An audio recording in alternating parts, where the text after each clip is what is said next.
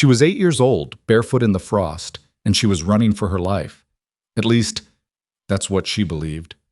The cold bit through her thin pajamas like broken glass. Her feet barely registered the frozen gravel. Behind her, somewhere on that empty county road, she could hear the growl of an engine getting closer. She didn't look back. Children who have learned to survive on instinct rarely look back.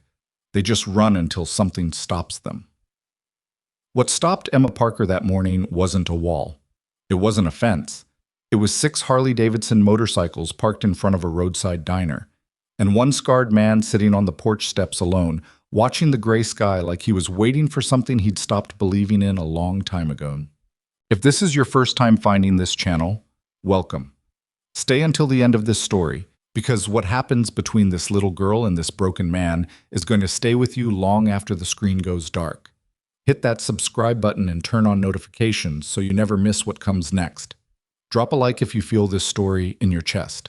And leave a comment. Tell me the city, the country, wherever you're watching from right now. I want to see how far this road reaches. Now, let's go back to that frozen morning. Let's go back to Emma. The Parker house sat at the end of Ridgeline Road, like something the county had forgotten to condemn. 3 bedrooms. 1 working furnace. Walls thin enough that sound passed through them like breath through paper. Emma knew every creak of those walls. She'd spent the last 3 months learning them, learning which sounds meant go back to sleep and which sounds meant stay very, very still.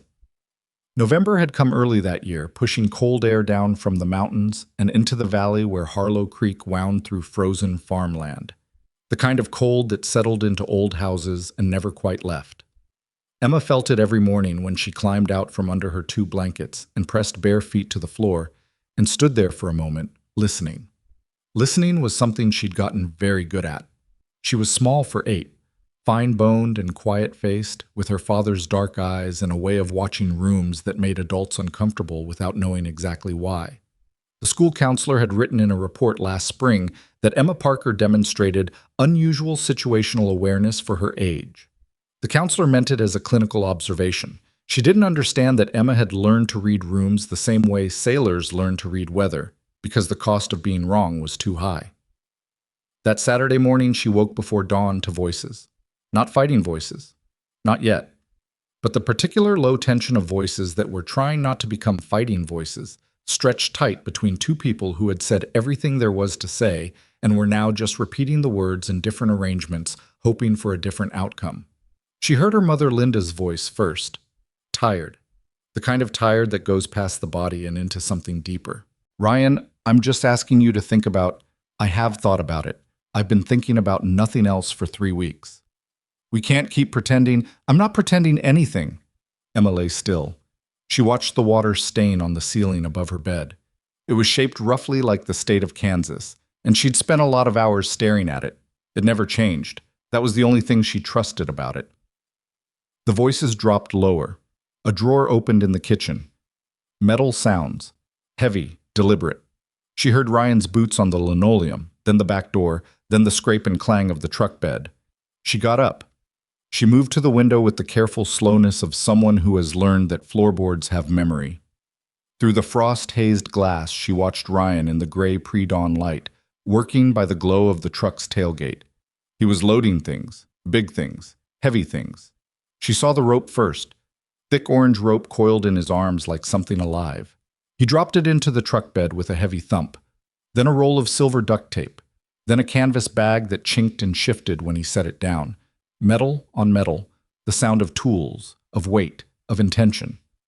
Emma stood at the window and felt the cold coming through the glass against her palm, and inside her chest something shifted the way ice shifts when a river starts to move beneath it. She was 8 years old. She did not have the vocabulary for what she was feeling. She only had the feeling itself, dark and urgent and wrong, spreading through her ribs like a slow, cold flood. She thought about the arguments, months of them, running out of options. Can't afford to keep doing this. Something has to change.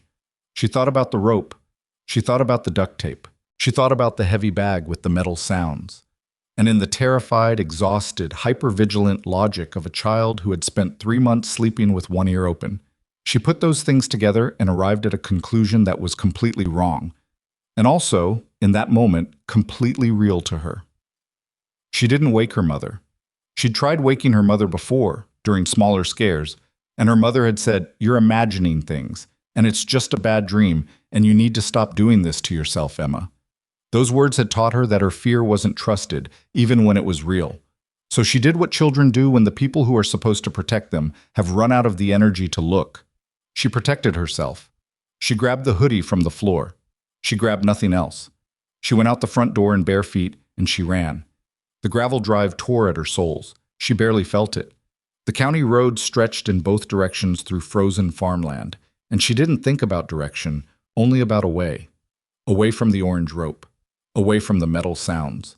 Away from the man who had been in her house for 2 years, acting like he belonged there while everything her father had built slowly came apart. Her father. Daniel Parker had died 14 months ago, cardiac arrest at 41. No warning, no buildup, no final conversation. He'd been there in the morning, drinking coffee and reading the sports section, and then he simply wasn't, and the absence he left behind was so large that it reshaped everything around it. Her mother, her life, the house on Ridgeline Road, the way Emma moved through any room that had ever held him. Ryan Holt had appeared 4 months after the funeral, Linda's co-worker. A man with a kind enough face and a patient enough voice who brought food and helped with repairs and gradually, imperceptibly, moved from the couch to the guest room to the permanent fixture that Emma didn't know how to name. She did not hate him. Hate required something simpler than what she felt. What she felt was more like the wrong frequency. The sensation of a song played in a key that didn't quite fit the room. She ran until the highway appeared. She turned right for no reason except that right was where light was. A smear of pale neon above a flat-roofed building a quarter-mile down the highway shoulder. The Crow's Rest Diner. She could see it through the frosted dark, its sign half-lit, the N in diner flickering in and out like something unsteady trying to hold on. And the motorcycles. 6 of them. Parked in a rough line along the highway shoulder, damp with road moisture, massive and still in the gray morning light. Chrome catching what little light there was. Custom bodywork, deliberate wear, nothing about them accidental. They had the particular presence of things that had been kept alive through stubbornness and skill, maintained not because they were precious, but because they were necessary. Emma slowed. She didn't know anything about motorcycles. She only knew that these ones looked like something her fear told her to avoid, heavy and dark and worn by roads she couldn't imagine. But then she saw the man on the porch steps. He was sitting alone, away from the door, with his elbows on his knees and a coffee cup in both hands, staring at the highway. He wasn't looking at his phone. He wasn't talking to anyone. I was just sitting there the way certain men sit when they've gotten so used to silence that other kinds of noise have started to feel intrusive. I was somewhere in his mid-40s. Hard to say exactly. The kind of face that had been rearranged by experience enough times that age became secondary to the record of it. A scar that ran from his left cheekbone to the jaw. Short dark hair going gray at the temples. The leather vest over a dark thermal. The kind of vest with patches that she didn't know how to read, but which clearly meant something to the people who wore them. His boots were heavy and worn and had left dark prints on the frost-filmed porch boards. He hadn't looked at her yet. She was considering whether to keep running, past the diner, past the motorcycles, down the highway toward the faint possibility of more people, more light. When she heard it, behind her, down the county road, the particular engine note of Ryan Holt's pickup truck. Emma didn't think. She moved. She came up the porch steps 2 at a time and put herself behind the man on the steps and grabbed the back of his leather vest with both hands, her small knuckles white against the worn leather, and she pressed herself against his back and made herself as small and still as she possibly could. The man went very still. He didn't yell. He didn't stand up fast. He didn't grab her hands away from his vest. He just went still. The way a man goes still when he's learned that sudden movement costs more than it gains. Then, quietly, "Hey." Emma said nothing. She was watching the road. The truck appeared, Ryan's truck, moving slowly down the highway, scanning the shoulder. "Who's in the truck?" the man asked. His voice was low, flat, the kind of voice that doesn't carry unless it wants to. "He's coming for me," Emma whispered. The man looked at the truck, looked at it for a long moment with the kind of assessment that doesn't need many seconds, because it isn't the first time he's had to assess a situation quickly and without complete information. He set his coffee down on the porch beside him. He didn't move toward the truck. He didn't stand up. He just repositioned, angling his body slightly, adjusting his weight, placing himself between Emma and the road in a way that was completely unhurried and somehow absolute. The truck slowed at the diner parking lot. The window came down. Ryan Holt's face, looking out, tired, anxious, scanning. Emma pressed closer into the leather. She was shaking so hard she could feel her teeth touching. "Easy," the man said, barely audible. Not to Ryan, to her. Inside the diner, through the window, Emma could see movement. The other bikers, 5 of them, at a long table, coffee cups, plates, the posture of men who'd been up since before this county woke. One of them had spotted the truck.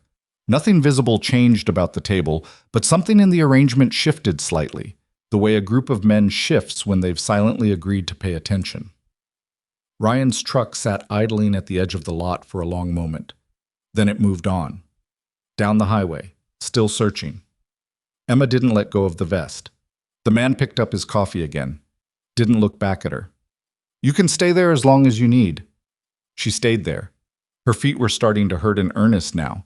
The cold she'd outrun was catching up, settling into her soles and moving upward. She was shaking, not just from fear anymore. Her body was remembering what it had put itself through in the last 20 minutes. "What's your name?" the man asked. Same flat, quiet voice. No pressure in it. "Emma. Emma." He repeated it like he was marking it down somewhere internally. "Jack?" "Jack," she said. "Yeah." She finally looked around the side of his shoulder at the highway. The truck was gone.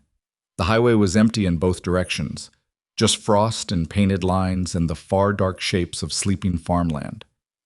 "He'll come back," she said. "Probably," Jack said. She looked at him. He said it without trying to make it sound better than it was. She found that more comforting than any reassurance would have been. "What were you running from?" he asked. She thought about it. She thought about how to say what she'd seen, the rope, the tape, the heavy bag, without it sounding like a child inventing drama. Adults had a way of hearing her fears and translating them into something smaller, something manageable, something she was wrong about. "He was loading things into the truck," she said. "Rope and tape and tools." Jack nodded, still not looking at her, watching the road. "When did you run?" "Before it got light." "Bare feet," he said, not a question. "I forgot shoes." "Yeah." He reached down beside him and unzipped a small bag near his boot. He pulled out a pair of wool socks, his own, clean, folded. He held them out over his shoulder without looking back at her. "Put those on." She stared at the socks. "Those are yours." "I've got another pair in my bag." She took them. They were enormous on her. She had to fold them 3 times at the ankle. But the wool was thick, and the warmth hit her feet like something physical, like pressure, like relief. She pressed her cold toes into it and felt something in her chest loosen slightly. The diner door opened behind them. One of the bikers came out. A tall man, broader than Jack, with a gray beard and a way of moving that suggested he'd spent time in very confined spaces and learned to carry himself carefully. He looked at Emma without surprise. "Coffee's still hot," he said to Jack. "Give her some," Jack said, "with enough sugar to make it taste like dessert." The tall man looked down at Emma. "How many sugars you want, kid?" She almost said she didn't drink coffee. She was 8, but something about the question, the straightforwardness of it, the lack of pity in it, made her say, "How many is a lot?" "4, the tall man said. "Then 4. Holler if you want 5. He went back inside. Emma had been holding Jack's vest for somewhere between 5 and 15 minutes. She wasn't sure. She was still holding it, though. Not as tight. "Are those your friends?" she asked. "Brothers," Jack said. "Is there a difference?" He thought about that. Genuinely thought about it, the way adults rarely did when children asked them real questions. "Friends happen to you," he said finally. "Brothers, you choose." She thought about her father, about the way he used to sit on this same kind of cold morning with a cup of coffee and not much to say, just present, just there, and how that presence had been the center of gravity around which her whole small world had turned. how the absence of it had felt like the whole world tilting on an axis that nothing could correct. She thought about how this man, this stranger, with a scarred jaw and a worn leather vest, had not moved away from her, not asked her to explain herself more clearly, not tried to make her feel better by telling her she was wrong. He had just stayed. "You didn't ask me if I was sure," she said. "About the truck." Jack drank his coffee. "No." "Why not?" He was quiet for a moment, then, "When someone's scared, telling them they're wrong about what scared them isn't kindness. It's just something you say to make yourself feel better." Emma stood there with wool socks 3 sizes too big and frost still in her hair and processed that. She was 8, but she understood it. She understood it in the way children understand things that adults have forgotten how to see, directly, without translation. The tall man came back out with a mug of coffee that was probably 60% sugar and handed it to her with the solemnity of someone passing something important. She wrapped both hands around it. The heat went through her palms and up her arms. "Steel," the tall man said, and she realized he was giving her his name. "Emma," she said. "Emma." He said it the same way Jack had, like marking it. She drank the coffee. It tasted approximately the way she'd imagined hot candy would taste if candy were a liquid. It was the best thing she had ever consumed. She stood on the porch between these 2 strangers in leather who smelled like road and engine oil and cold air, and she drank her coffee and watched the empty highway, and the fear in her chest hadn't gone, but something had moved in beside it, something that felt cautiously like safety. She didn't know yet that within 2 hours a sheriff's cruiser would pull into this lot and everything she believed about what she'd seen that morning would be turned inside out. She didn't know that the nightmare she'd run from wasn't the one she actually needed to be afraid of. She didn't know that Jack Mercer had a daughter once, that the daughter's name had been Callie, that Callie had been 7 years old when Jack lost her, and that the loss had done something to the architecture of Jack's interior life that no amount of road miles had managed to repair. She didn't know any of that yet. She just drank her coffee. She held the mug.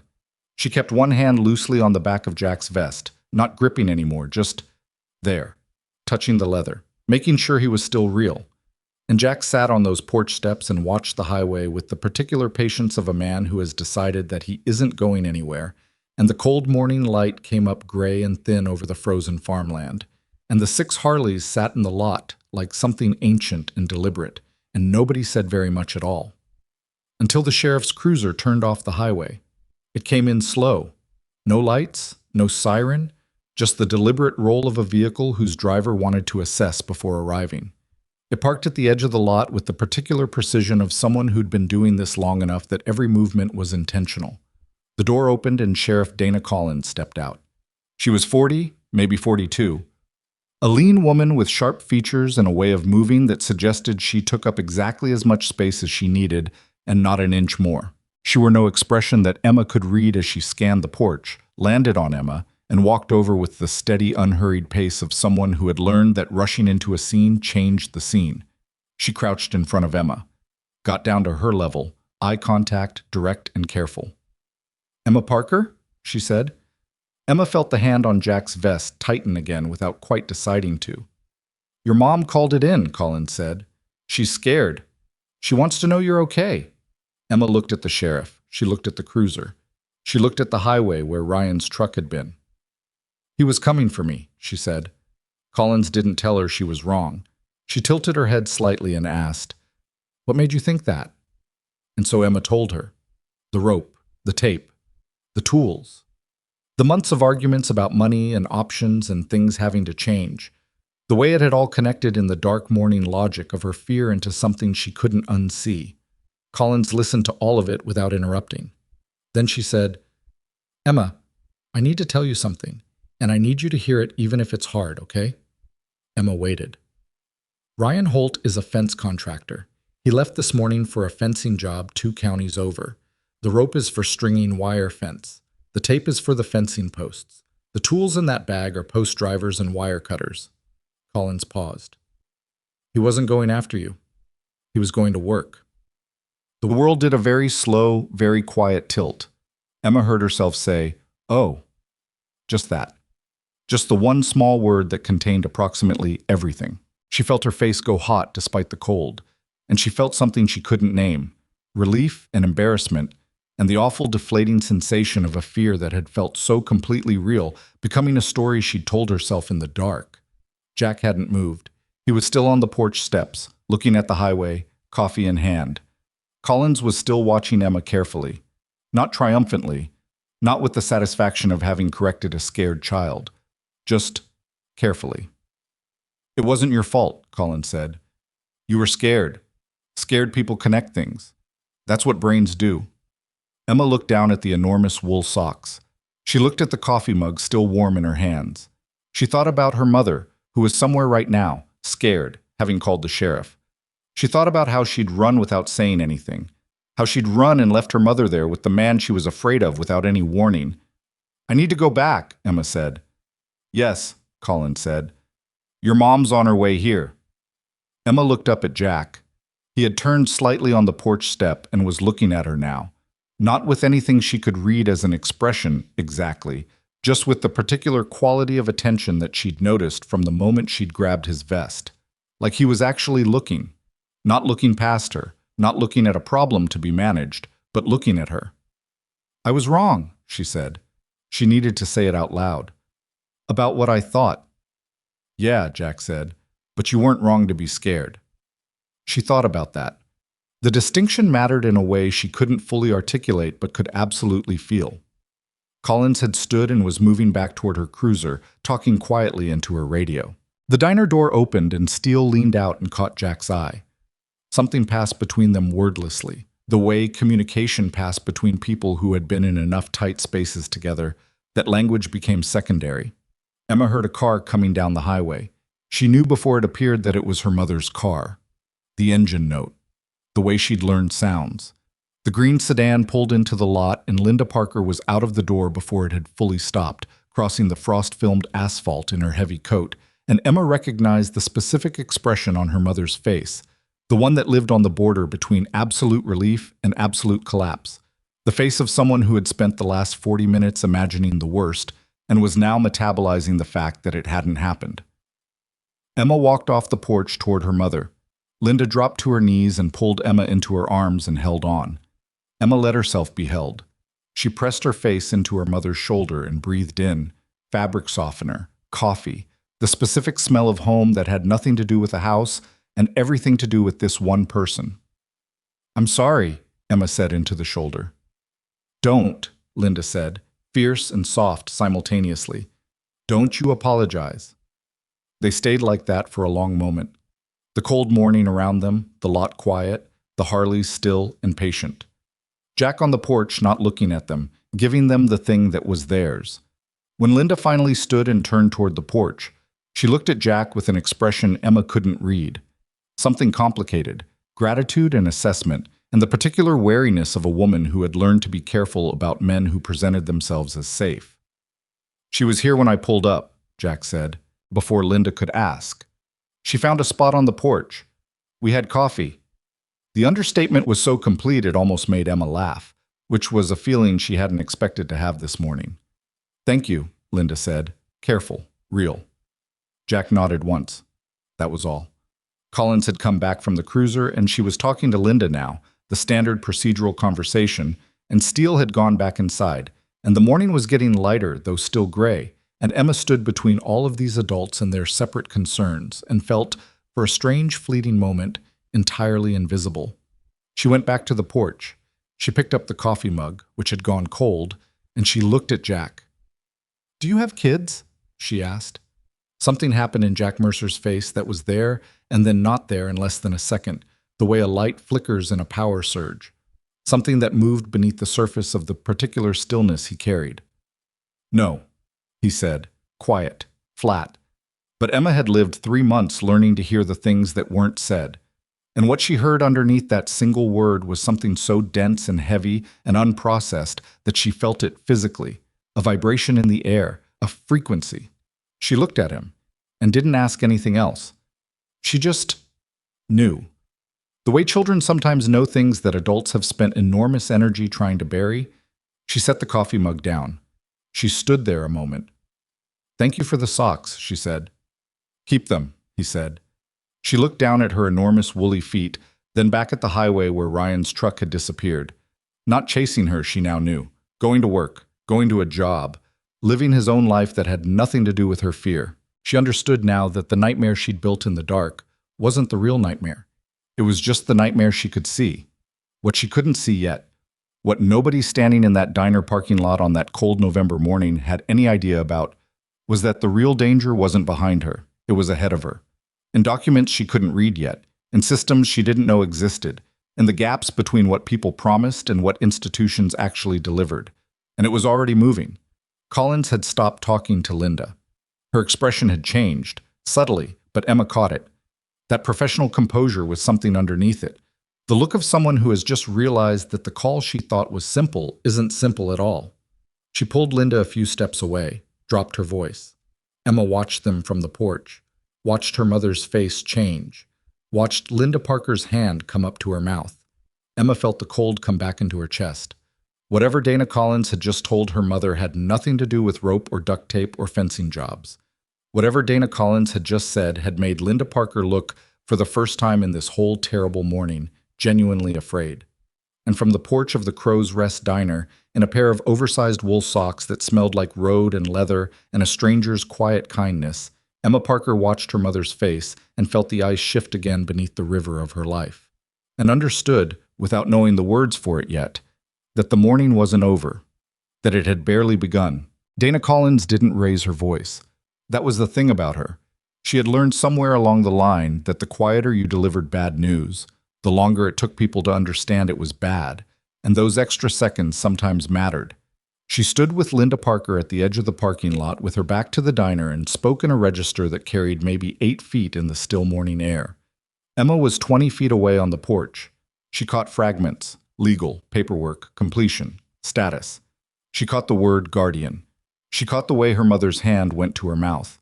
Jack was still on the porch steps beside her, and Emma looked at him, and he was watching the two women the way he'd watched the highway earlier, with the quality of attention that didn't announce itself but missed nothing. She could see a muscle in his jaw working slightly, just slightly. "What does guardian mean?" Emma asked. Jack didn't answer right away. He picked up his coffee mug, remembered it was empty, set it back down. "It means who's responsible for you," he said. "Legally. My mom's responsible for me." He looked at her then, that direct, undecorated look. "Yeah," he said, "that's what it should mean." And something in the way he said should, not does, not is, but should, put a cold stone somewhere in Emma's middle that had nothing to do with the temperature. Inside the diner, through the glass, she could see Steele refilling his coffee at the counter. He'd clocked the scene outside. His eyes moved from Collins to Linda to Jack on the porch, in one slow sweep, and he set the coffee pot down and said something to the man across the table from him. A compact, dark-haired biker in his late 30s named Reyes, who had the particular stillness of someone who'd been trained at some point to stay calm in situations that required it and had never quite unlearned it. Reyes looked outside, looked at Emma. Something in his expression changed in a way she couldn't name. Collins had stopped talking. Linda was nodding. The nod of someone absorbing information they are not yet processing, the mechanical response of a body buying time for a mind to catch up. Then Linda turned and walked back toward the porch, and her face was the face Emma did not know how to read, which was the face that scared her most. Not the crying face, not the angry face. The face that had gone very still and very controlled because the alternative was neither. She crouched in front of Emma. Her eyes were dry and direct. "We have to go talk to some people today," Linda said. "What people?" "County people. About paperwork." "What paperwork?" Linda touched Emma's face with one hand. The gesture said more than the words were going to. "When your dad died," she said carefully, "there were things that didn't get finished, legal things. I thought they were finished. They weren't." Emma looked at her. "What does that mean?" "It means we're going to go fix it," Linda said. "Okay? That's all it means." It was not all it meant. Emma was 8, not stupid, and the distance between what her mother said and what her mother's face said was wide enough to drive a truck through. But she recognized the particular exhaustion in Linda's eyes, the look of a person who was already fighting something, who could not fight and explain simultaneously, who needed Emma to simply nod and get in the car and let the adult handle the adult-sized problem. Emma nodded. She got up. She looked at Jack. He had stood at some point, she hadn't noticed when, and he was at his full height now on the porch steps, which was taller than she'd realized, and he was watching Linda with the quiet assessment of someone who had not yet decided what this situation was. Emma pulled off the wool socks. She held them out to him. "Keep them," he said, same as before. "I can't keep your socks," she said. "You're barefoot," he said. "Roads are cold." She looked down at the socks in her hands. She looked up at him. There was something she wanted to say that she didn't have the language for. A thank you that was bigger than thank you, that was about more than socks and coffee and a porch. That was about the fact that this stranger had put his body between her and what she feared without asking for anything, without making her feel foolish, without trying to manage her into a smaller version of her fear. She put the socks back on. "Thank you, Jack," she said. He nodded once, that same minimal acknowledgement that somehow communicated everything. Linda took her hand and led her to the car, and Emma looked back once at the Crow's Rest diner, at the 6 Harleys in the lot, at Steele watching from the window, at Jack standing on the porch steps with his empty mug and his scarred jaw and his eyes on the horizon. She memorized it, the way children memorize things they don't know yet that they'll need later. The car door closed. The engine started. The diner got smaller in the rear window and then was gone. Jack stood on the porch until the green sedan disappeared over the rise in the highway. Steele came out. He didn't say anything for a moment. He just stood beside Jack and looked at the empty road. "Kid okay?" he said finally. "She's not okay," Jack said, "but she's safe for now." Steele turned that over. Colin said something to the mom. "Yeah." "Serious something." "Yeah." Steele was quiet for a beat. Then, "You gonna tell me what you're thinking, or do I have to guess?" Jack looked at his empty mug. "I'm thinking she's 8 years old and something's wrong with her paperwork." "That's a county problem." "I know that." "Not our problem." Jack didn't answer. Steele made a sound in the back of his throat that was not quite a sigh, and not quite a word. It was the sound of a man who had known another man long enough to recognize when an argument was already over before it started. He went back inside. Jack stayed on the porch. The cold was full up now, proper morning cold, the kind with teeth. He turned the mug in his hands.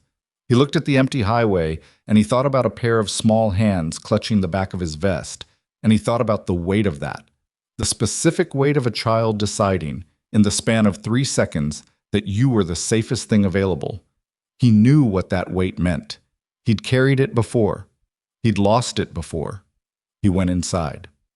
The county office of Family Services in Harlow Creek occupied the 2nd floor of a building that also housed a dentist's office and a tax preparation franchise, which suggested something about the county's priorities that Emma was too young to articulate but would remember later.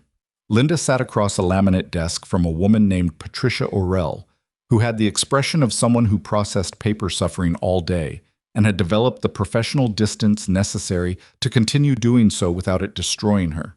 She had reading glasses on a lanyard and 3 separate stacks of files on her desk, and a coffee mug that said, "World's okay, yes, coworker." Emma sat in the plastic chair beside her mother and watched the fluorescent light buzz in its fixture above and listened. Patricia Orell explained it slowly, carefully, without warmth, but without cruelty. Emma's father, Daniel Parker, had held sole legal guardianship at the time of his death. The process of transferring that guardianship to Linda, who was Emma's biological mother, but who had been separated from Daniel for 6 months prior to his death, required a court filing that Linda's attorney had begun and not completed. The attorney had moved practices. The filing had fallen into a gap. 14 months had passed. In those 14 months, technically, legally, on paper, Emma's guardianship was unresolved. "What does that mean?" Linda said, in practical terms. Patricia Orell set down the file. She looked at Linda with the direct practice steadiness of someone delivering information they've delivered before. "It means that until we get this resolved through the court, Emma's status is legally ambiguous. If anything were to trigger a formal review, like this morning," Linda said. A pause. "Possibly, yes. A welfare call could trigger a review. And if there's a review, Then protective services would need to assess the guardianship situation. And in the interim, Linda said. What? Patricia Orell looked at Emma, then back at Linda. In the interim, depending on the judge, Emma could be placed in temporary foster care while the paperwork is resolved. The fluorescent light buzzed. Emma looked at the world's okay yes co-worker mug. Linda's voice, when it came, was very controlled. How long does that take? The court resolution? Weeks, possibly months, depending on caseload. Patricia Orell's tone held no apology. It was simply the shape of the thing. I'd strongly recommend you contact an attorney immediately and file an emergency motion for clarification of guardianship status. I had an attorney, Linda said. You'll need a different one. Emma felt her mother's hand close around hers under the table. Tight. The kind of grip that isn't about comfort. It's about staying attached to something real when the floor becomes uncertain. They left the county office at 11:15 in the morning. The sky had gone from gray to the particular pale white that meant the cold was settling in for the day. Linda walked Emma to the car and buckled her in herself, something she hadn't done since Emma was 5. And then she stood outside the car door for a moment with her back to the window. Emma could see her shoulders. She could see the exact moment her mother allowed herself the 30 seconds she'd been denying herself since the parking lot. The shaking exhale, the hands pressed flat against the car roof, the bowed head. Then the straightening, the shoulders going back. The composure reassembled from the outside in. Linda got in the car. It's going to be okay, she said. She said it looking forward through the windshield. Emma said nothing. I'm going to fix it, Linda said. Emma looked at the county building. Second floor window. The shape of Patricia Orell already back at her desk, already on to the next file, the next family, the next gap between what should be and what is. Okay, Emma said, because her mother needed her to. But Jack Mercer rode back to Harlow Creek that afternoon by himself. He didn't announce it. He finished breakfast, contributed to the table tab, stood at his bike for a moment in the parking lot, while Steele watched him from the diner doorway with that particular expression of a man watching another man. Make a decision he can't talk him out of. You're going back, Steele said. I know a guy at the county clerk's office, Jack said. Used to ride with us. Owes me. That's not why you're going back. Jack looked at him. She reminded you of Callie, Steele said. Quiet. Careful. The name dropped into the air between them like something that had weight. Jack's jaw tightened. The scar along his cheek went white. Don't. Jack, I said don't. Not loud. Final. Steele held up one hand. Let it go. Jack got on the bike. He didn't put on his helmet immediately. He sat there for a moment with his gloved hands on the bars and looked at the highway and breathed the cold air in through his nose and let it out slowly, the way a man breathes when he's trying to keep something from rising that would be inconvenient to deal with right now. Callie Mercer, 7 years old. A custody situation that had gone from difficult to dangerous in the space of 6 months, and Jack on the road, and the phone call that had come from his brother at 1:17 in the morning while he was in a motel outside Flagstaff. He had not been there. He had not been there, and there was not a road long enough or a winter cold enough or a night dark enough to put sufficient distance between Jack Mercer and that fact. He put on his helmet. He rode. It took him 40 minutes to find Linda Parker's attorney situation, which was to say, there wasn't one. The attorney she'd named, a man called Jeffrey Lane, who operated out of an office on Cedar Street, had merged his practice with a firm in the city 8 months ago and was no longer accessible to her.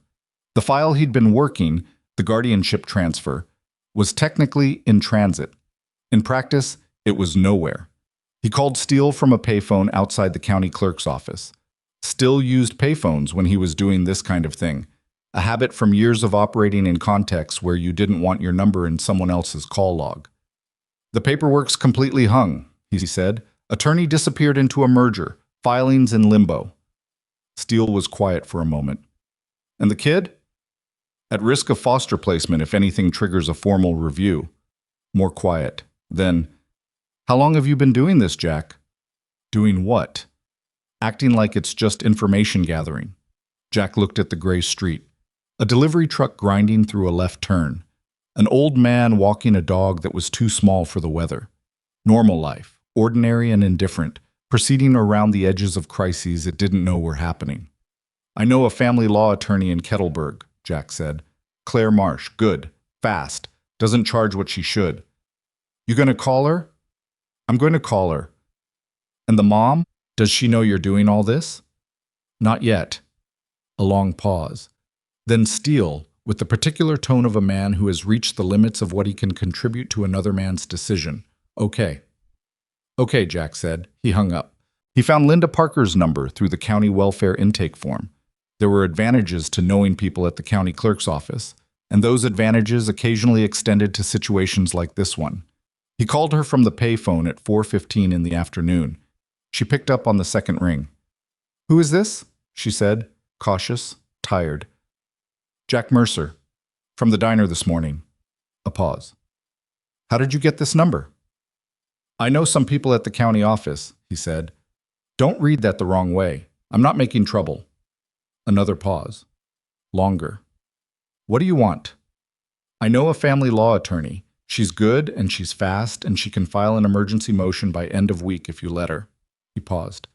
I already talked to her. She can see you Monday. The silence on the other end of the line had a texture to it. Emma could probably hear it from wherever she was in the house, if she was listening. And Emma, Jack suspected, was always listening. Why? Linda said finally. Why are you doing this? He thought about Steele's voice on the phone, thought about the way it felt to say that he knew a family law attorney, the way you say you know a place to get a tire patched. Practical, logistical, absolutely not personal. Because she grabbed my vest and didn't let go, he said. And that means something. The silence again, longer. Monday? Linda said. Monday, 10 in the morning. Claire Marsh in Kettleburg. I can give you the address. Give me the address, Linda said. Emma found out about it that evening because she came into the kitchen for water at 9 o'clock and heard her mother on the phone with someone named Claire, and the word Monday, and the phrase emergency motion. And because Emma Parker listened to rooms the way sailors listen to weather, she assembled the architecture of what was happening from the fragments available and understood that the biker from the diner was still involved. She went back to her room. She lay in her bed under her 2 blankets and looked at the water stain on the ceiling. Kansas, reliable, unchanged. And thought about Jack Mercer. She thought about the way he'd said should instead of is. The way he'd handed her socks without fanfare. The way he'd said when someone's scared, telling them they're wrong about what scared them isn't kindness. The way his face had done that thing, there and then not there, when she'd asked if he had kids. No, he'd said. But that was not the truth. She knew it the way she knew the sound of her mother's crying through a closed door. Not from what was said, but from what surrounded it. The shape that the truth made in the air around the lie. She fell asleep thinking about that shape. Monday morning arrived cold and brittle. Jack was at Claire Marsh's office on Pine Street in Kettleburg at 9:45, and Linda Parker arrived at 9:58 with Emma in the back seat and the particular compressed energy of a woman who has spent the weekend not sleeping and has decided that the lack of sleep will not be permitted to affect her performance. Emma came into the office and looked at Jack. He was standing by the window. He'd dressed differently than the diner. Still the jeans and boots, still the leather vest, but a cleaner thermal, the kind of effort that said he knew where he was and had made a choice about it. Hey, he said. Hey, she said. You kept the socks, he said, looking at her feet. She was wearing them under her shoes. She hadn't planned to say that. She didn't say it. Claire Marsh was 50, efficient, with the energy of someone who had turned personal outrage at injustice into a professional practice and had been running on it for 20 years. She shook Linda's hand and glanced at Jack and said, You vouch for this family? To him directly, the way you'd ask a man you'd worked with before. Yeah, Jack said. Good enough. She opened a file. Sit down, here's where we are. She laid it out clearly. The guardianship transfer was stalled but recoverable. An emergency motion could establish Linda as Emma's legal guardian within weeks if filed immediately. The real risk was the window between now and the court date. If the county triggered a formal welfare review in that window, a judge could order temporary foster placement. What would trigger a review, Linda asked. Formal complaint. Another welfare call. Any incident that draws official attention to the guardianship gap. Claire looked at her steadily. You need to keep your head down and let me work. I understand. Nothing unusual. Nothing that puts you in any official record. Emma was sitting in the chair beside her mother and listening to this conversation and feeling, with a child's precise radar for the gap between adult optimism and actual odds. The keep your head down and let me work was a thing adults said when the situation was more fragile than they were presenting it. She looked at Jack. He was in the chair by the window, slightly apart from the main conversation, forearms on his knees.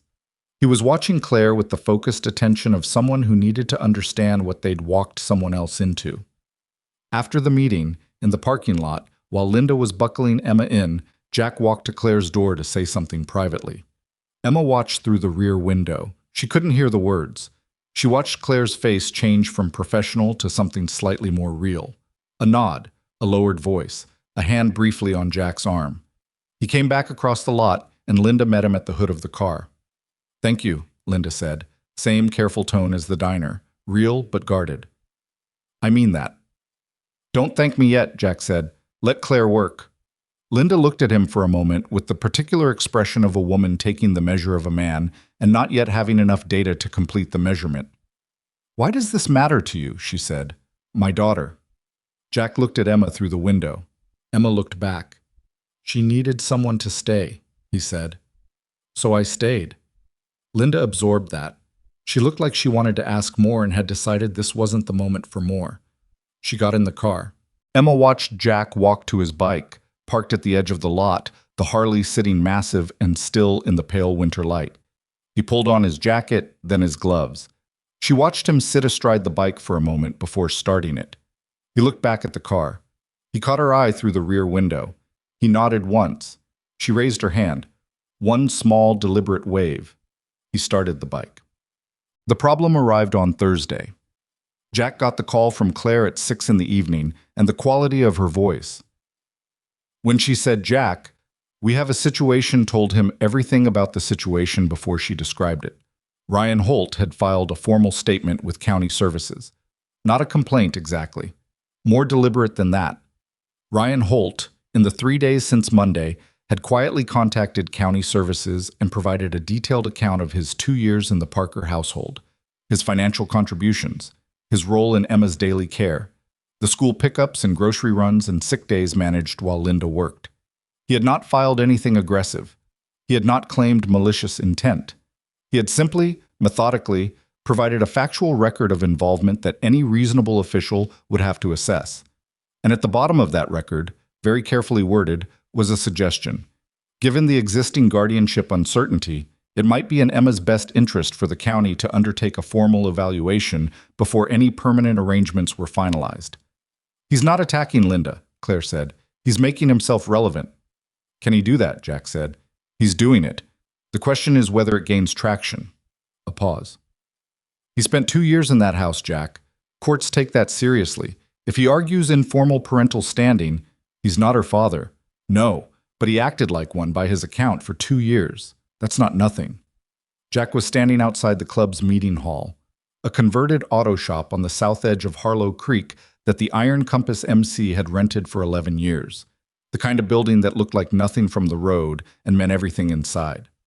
Cold night, his breath in the air, the distant sound of a TV through the wall. "What does this do to the timeline?" he said. "It complicates it. A judge might order a full welfare evaluation before ruling on the guardianship motion. That evaluation takes time. During that time, Emma's status remains unresolved." A pause. "And during that time, if Ryan Holt makes a compelling enough case for standing, a judge could include him in the guardianship consideration." The breath in the air. The cold. "She's 8 years old," Jack said. "I know. She ran barefoot on a frozen road because she was terrified." "I know, Jack. And Ryan Holt has decided this is the moment to protect his interests." Claire was quiet for a moment. Then, carefully, "He's not wrong that he was part of her life. That's the problem. The people who make things complicated for kids like Emma are usually the ones who can point to something real." Jack hung up. He stood there in the cold for a long time. Steel came out. He'd heard the phone call, or enough of it. He stood beside Jack and lit a cigarette and offered one, which Jack declined, And they stood there in the cold blue light of the lot with the highway in the distance and the sound of the TV inside and the particular weight of a problem that had gotten larger and more complicated than it had any right to be from a porch and a pair of wool socks. "Ryan Holt's filing something," Jack said. Steele exhaled smoke. "What kind of something?" "Something that could give him standing in the guardianship case." A long pause. Steele looked at the highway. "This isn't our fight, Jack." "I know. I mean literally, legally, any way you want to measure it. This is not Iron Compass business." "I know." "The brothers are going to ask questions." "I know." Steele looked at him sideways. "You're going to do it anyway." Jack said nothing, which was Steele's answer. Steele dropped the cigarette, stepped on it, looked at the auto shop door. Inside, through the window, Reyes was visible at the bar table with Doc and young Hargrove, cards out, the low murmur of men spending an evening the only way they knew how when there was nothing to act on yet. "They'll want to vote," Steele said. "It's not club business." "When you do it in the name of this club, I'm not doing it in the name of the club." "Jack." Steele turned and looked at him fully. "You are the club. You're the president. When you walk into a county courthouse or a family law hearing or anywhere that matters for this girl, you walk in with every patch we've ever worn. That's not an option. That's just the truth." He paused. "So when I say they'll want to vote, I mean they have a right to one." Jack stood there. He knew Steele was right. That was the worst part of Steele being right. It was always about something Jack had already decided to do anyway. "Call a meeting," he said. "Tonight?" "Tonight." Steele went back inside. Jack stayed in the cold another minute. He looked at the highway. He thought about Emma Parker in a plastic chair in a county office building, looking at a fluorescent light, listening to a woman explain the shape of the gap she'd fallen into. He thought about Callie, 7 years old, the phone call at 1:17 from a motel outside Flagstaff. He thought about the fact that this was not Callie. Emma was not Callie, and he needed to be clear with himself about that. Clear-eyed, clear-headed, not running blind into someone else's life, because his own had a hole in it he hadn't figured out how to fill. He thought about that for a long time, standing in the cold. Then he went inside. The meeting lasted 40 minutes. Reyes said what Reyes always said, which was measured and precise. The optics were complicated. The legal exposure was real. If anything went sideways in that courtroom, the club's name would be attached to it. Doc said nothing for most of it, which meant he was leaning toward Jack but not committed. Hargrove, 26 years old and still learning the difference between what you want to do and what you have the right to do, looked between Jack and Steele and kept his mouth shut. It was Reyes who finally said the thing nobody had said. "Is this about the kid, or is this about Callie?" The room went very still. Jack looked at Reyes. Reyes held the look without flinching.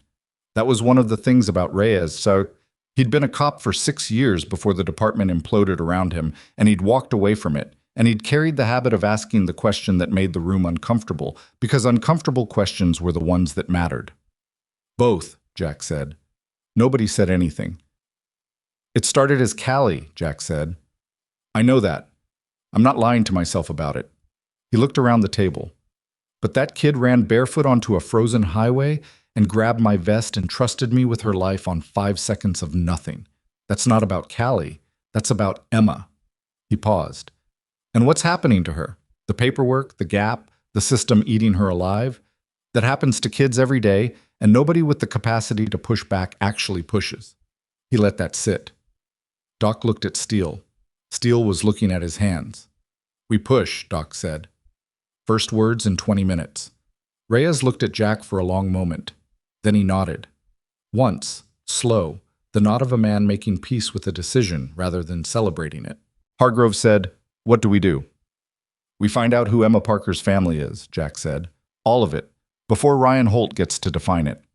And then his phone rang. It was Claire Marsh. At 9:47 at night, he picked up. "Jack?" Her voice had a texture to it he hadn't heard before. Something that was working very hard to stay professional and not quite succeeding. "I found something." "Tell me." "In the guardianship file, the original, from when Daniel Parker died, there's a notation from the intake caseworker. Someone contacted county services 14 months ago, before Linda's attorney even started the filing. Someone asking about Emma's welfare and legal status. A pause. The contact was from someone named Samuel Parker. Jack went still. Daniel's father, Claire said. Emma's grandfather. He filed a welfare inquiry about his granddaughter the week Daniel died.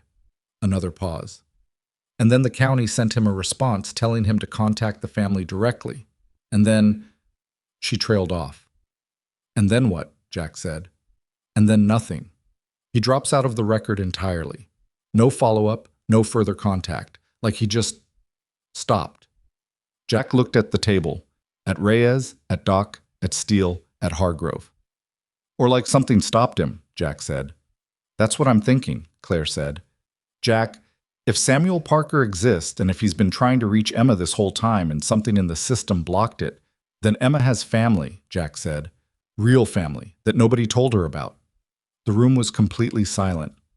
Find him, Claire said, before the welfare review, because if Samuel Parker has been fighting for this girl for 14 months, and we can prove it, Ryan Holt's informal standing argument falls apart entirely. Jack set down the phone. He looked at the men around the table. Outside, the cold had deepened. The highway was quiet. Somewhere in Harlow Creek, in a house on Ridgeline Road, an 8-year-old girl was lying under 2 blankets looking at a water stain shaped like Kansas, and she had no idea that her grandfather had been searching for her since the week her father died, and that the thing standing between her and knowing that truth was 14 months of bureaucratic silence and one man who just decided he was going to ride through every inch of it until he found the other end. Jack stood up from the table. We ride at first light, he said, and Reyes looked at Steele, and Doc looked at Hargrove, and nobody in that room said a single word against it, because some decisions don't need a vote once the right man makes them, and everyone at that table had learned over the years and the miles and the losses that forged them into something resembling a family, that Jack Mercer was exactly that man, even when, especially when, his reasons were the ones he couldn't bring himself to say out loud. They rode out before the sun came up, 5 bikes instead of 6. Hargrove stayed back to manage the shop and monitor the county records system through the contact Jack had at the clerk's office. The remaining 4 moved south on the highway in the pre-dawn dark, headlights cutting through the kind of cold that had weight to it, that pressed against the face shield and found the gaps in gloves and worked its way into the joints of fingers that had been broken and healed enough times to feel weather before it arrived. Jack rode point, Steele to his left and 1 length back. Reyes and Doc behind them in a loose pair, the 4 bikes holding formation with the unconscious precision of men who had ridden together long enough that the choreography had become automatic. The road was empty at this hour. Frozen farmland on both sides, the sky beginning to define itself at the eastern edge. Not light yet, just the absence of total darkness, a gray that promised something without committing to it. They had 3 leads from the 14-month-old welfare inquiry. Samuel Parker had listed a return address in his county contact, a post office box in a town called Greer's Mill, 40 miles south. That was the first thing. The second was a notation in the margin of the inquiry form, handwritten, which meant a caseworker who still did things by hand, that said subject mentioned carpentry work, Latimer County area. The third was Claire's call at 11:30 the night before, when she'd found a business registration from 4 years ago, Parker Woodworks, sole proprietorship, filed in Greer's Mill, and then allowed to lapse 18 months later. Around the time Daniel Parker died, Jack had turned that timing over in his mind through the night, the business lapsing 18 months ago. Daniel dying 14 months ago. Samuel filing the welfare inquiry the week Daniel died, then going silent. The shape of it was wrong. People who stopped caring went silent before there was something to care about, not the week after. The shape of it felt like something had stopped Samuel Parker. Not his own decision. That was the thing Jack couldn't let go of. The highway ran south through the valley and then climbed into low hills, and the cold intensified as they gained elevation, and the road surface became treacherous in places where ice had formed overnight in the shadow of rock cuts. Jack took those sections carefully, not slow, just deliberate, reading the road the way men who've laid down bikes before learn to read roads. You don't avoid ice by braking on it. You avoid it by knowing it's there before you're on it. They reached Greer's Mill at 20 past 7. It was a small town, the kind that had once had a purpose, a mill, probably, or a mine, the kind of industry that required population and then departed and left the population behind. Main Street with 4 occupied storefronts and 6 empty ones.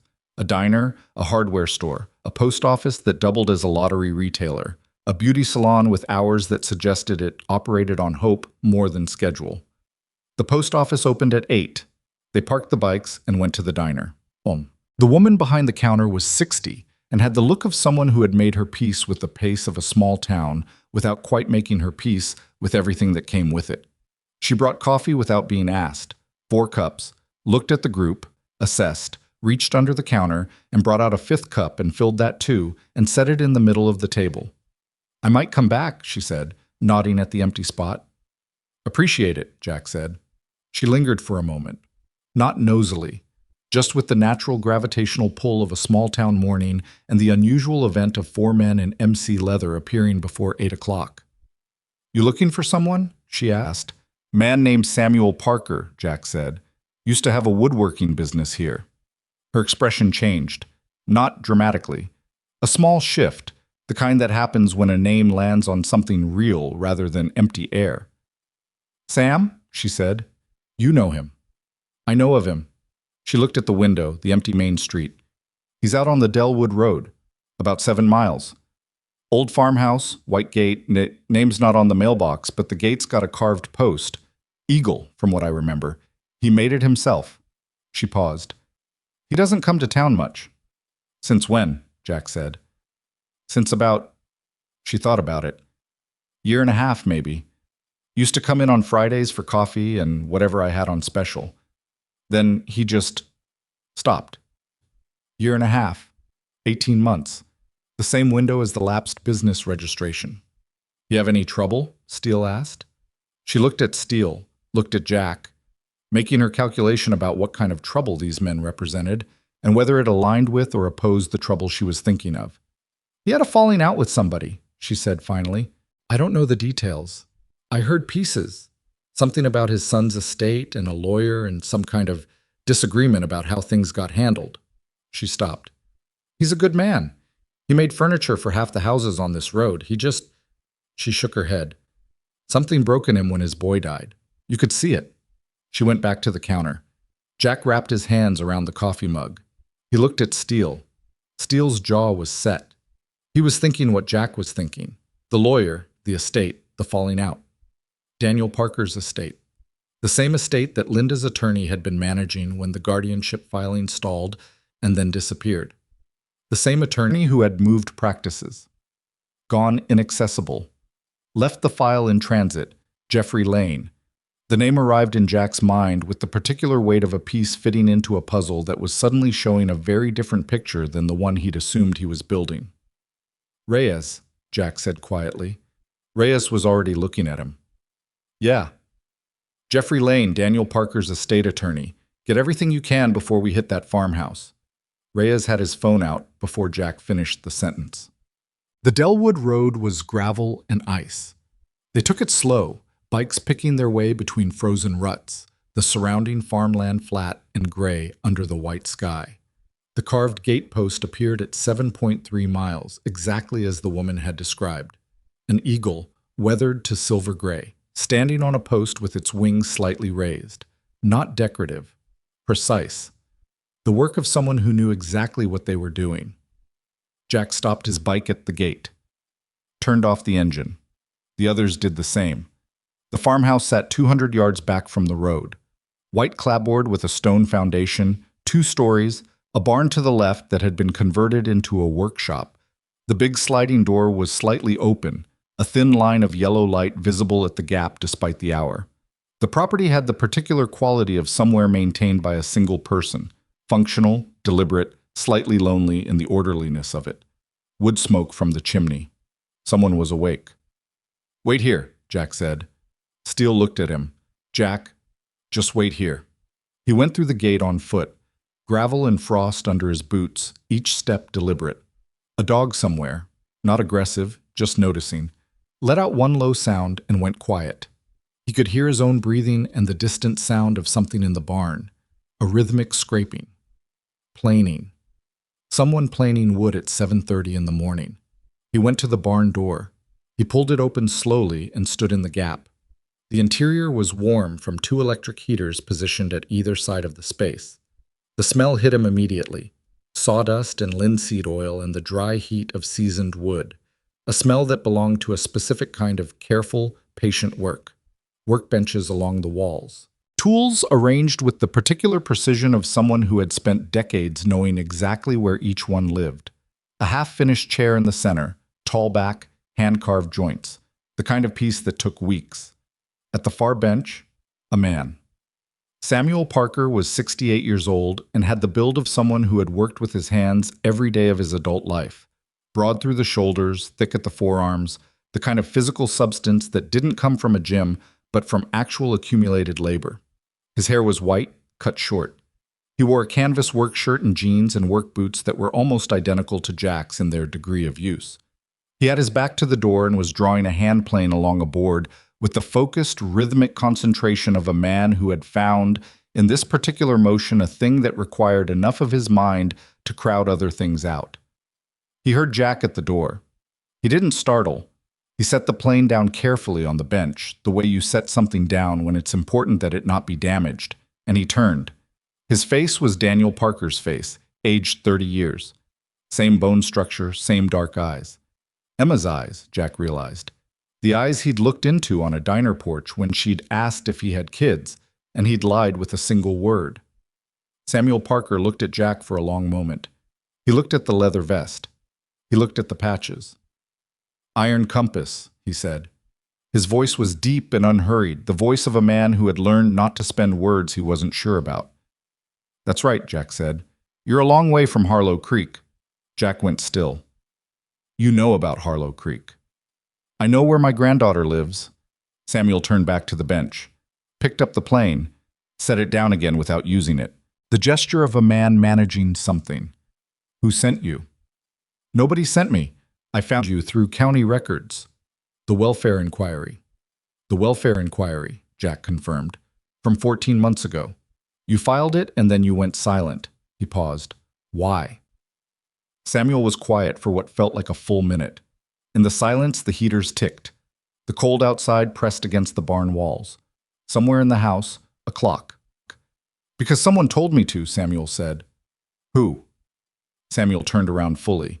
He looked at Jack with the eyes that were Emma's eyes, and he said, "A lawyer named Jeffrey Lane told me that if I pursued any contact with Emma, he would file a motion on behalf of Linda Parker's estate, claiming that I had abandoned the family voluntarily and was attempting to interfere with an established household for financial reasons." He paused. "He said Linda didn't want to hear from me. He said Emma didn't know I existed and it would only hurt her to find out. He said if I kept pushing, he'd make sure I looked like exactly the kind of man nobody should trust near a child." Jack felt something cold that had nothing to do with the weather move through his chest. "And you believed him," Jack said. "I had no reason not to." Samuel's voice didn't hold anger at this admission, just the exhausted honesty of a man who had lived inside the consequences of a mistake for 14 months. "Linda never returned my calls after Daniel died, not once. I thought she blamed me." He looked at his hands. "Daniel and I had a falling out 2 years before he died. Over money. Something stupid. A misunderstanding about a loan that turned into something bigger than it should have. We hadn't spoken in 18 months when he died." He stopped. "I never got to fix it." Jack stood in the barn doorway and let that land. "Lane told Linda you didn't want contact," Jack said. Slowly. "Working it out." "I assume so." "And he told you Linda didn't want contact." "Yes." "And the welfare inquiry you filed went nowhere." "He told me it was being reviewed and I'd be contacted. I was never contacted." Samuel looked at Jack directly. "I wrote letters to Emma. Birthday cards. Christmas. I sent them through Lane's office because I didn't have Linda's address, and Lane offered to forward them." Jack felt his jaw tighten. "He never forwarded them." "I don't know that." "I do," Jack said. "Because Emma Parker has never received a letter from her grandfather. Not one. I talked to her foster—" He caught himself, stopped. Samuel Parker went very still. "Foster," he said.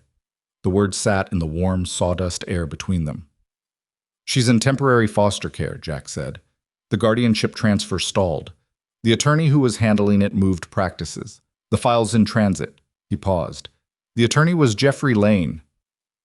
The handplane fell off the bench. It wasn't dramatic. Samuel hadn't thrown it. He'd simply stopped paying attention to what his hand was doing because every available piece of his cognition had just been redirected. The tool hit the concrete floor with a sharp metallic ring that echoed in the barn space. Samuel Parker bent and picked it up, set it on the bench with enormous, deliberate care, the care of a man who is controlling something that is trying very hard not to be controlled. "She's in foster care," he said, "temporarily. There's an attorney working in emergency motion, but there's a complication. A man named Ryan Holt is claiming informal parental standing based on 2 years in the household, and the welfare review window gives him a foothold if we can't close it." Jack looked at him. "Which is why I needed to find you." Samuel turned to face him fully. In the man's face, Jack could see the archaeology of 14 months, the grief, the silence, the letters written to a granddaughter he'd never met, the birthday cards forwarded to an attorney who had pocketed them, the long isolation of a farmhouse at the end of a gravel road where a man planed wood at 7:30 in the morning because the motion of it was the only thing that reliably crowded out the loss. "She looks like Daniel," Jack said. "Same eyes." Something broke open in Samuel Parker's face. Not dramatically, just opened. The way a seam opens in something that has been under pressure too long. "I need to call my attorney," Jack said. "Can I use your kitchen?" "Yes," Samuel said, barely audible. Reyes had the information on Jeffrey Lane by the time Jack came out of the barn. He read it standing in the cold beside the bikes, while Samuel Parker watched from the barn doorway with his arms crossed and his face doing the thing that faces did when they were holding too much to show any of it cleanly. Jeffrey Lane had not simply moved practices. He had merged with a city firm in the wake of a bar complaint filed against him 11 months ago by 2 separate clients who alleged he had mismanaged estate filings and failed to forward correspondence. The complaint was under review. His license was technically active. His caseload from before the merger had been transferred to the new firm, where it was in a queue, because merged firms absorbed 400 files and processed them in order of priority, and the Parker guardianship, with no living client actively demanding action, sat near the bottom. Reyes read the bar complaint summary without expression. Then he looked up at Jack. "He wasn't just incompetent," Reyes said. "There's a pattern. 4 separate estate matters where correspondence was allegedly not forwarded. In at least 2 cases, family members who tried to establish contact with surviving relatives were discouraged from doing so." Jack looked at him. "Why?" "That's the question." Reyes folded the phone. In 2 of the 4 cases, Jeffrey Lane was also the attorney of record for the opposing party in a potential inheritance dispute. "I was sitting on both sides of the table."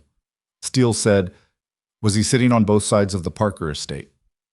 "I don't know yet, but Daniel Parker died without a finalized will, which means the estate defaulted to state rules. Linda's attorney should have been protecting her interests." Reyes paused. Lane was Linda's attorney, but someone was paying his retainer for the first 3 months after Daniel's death, and it wasn't Linda.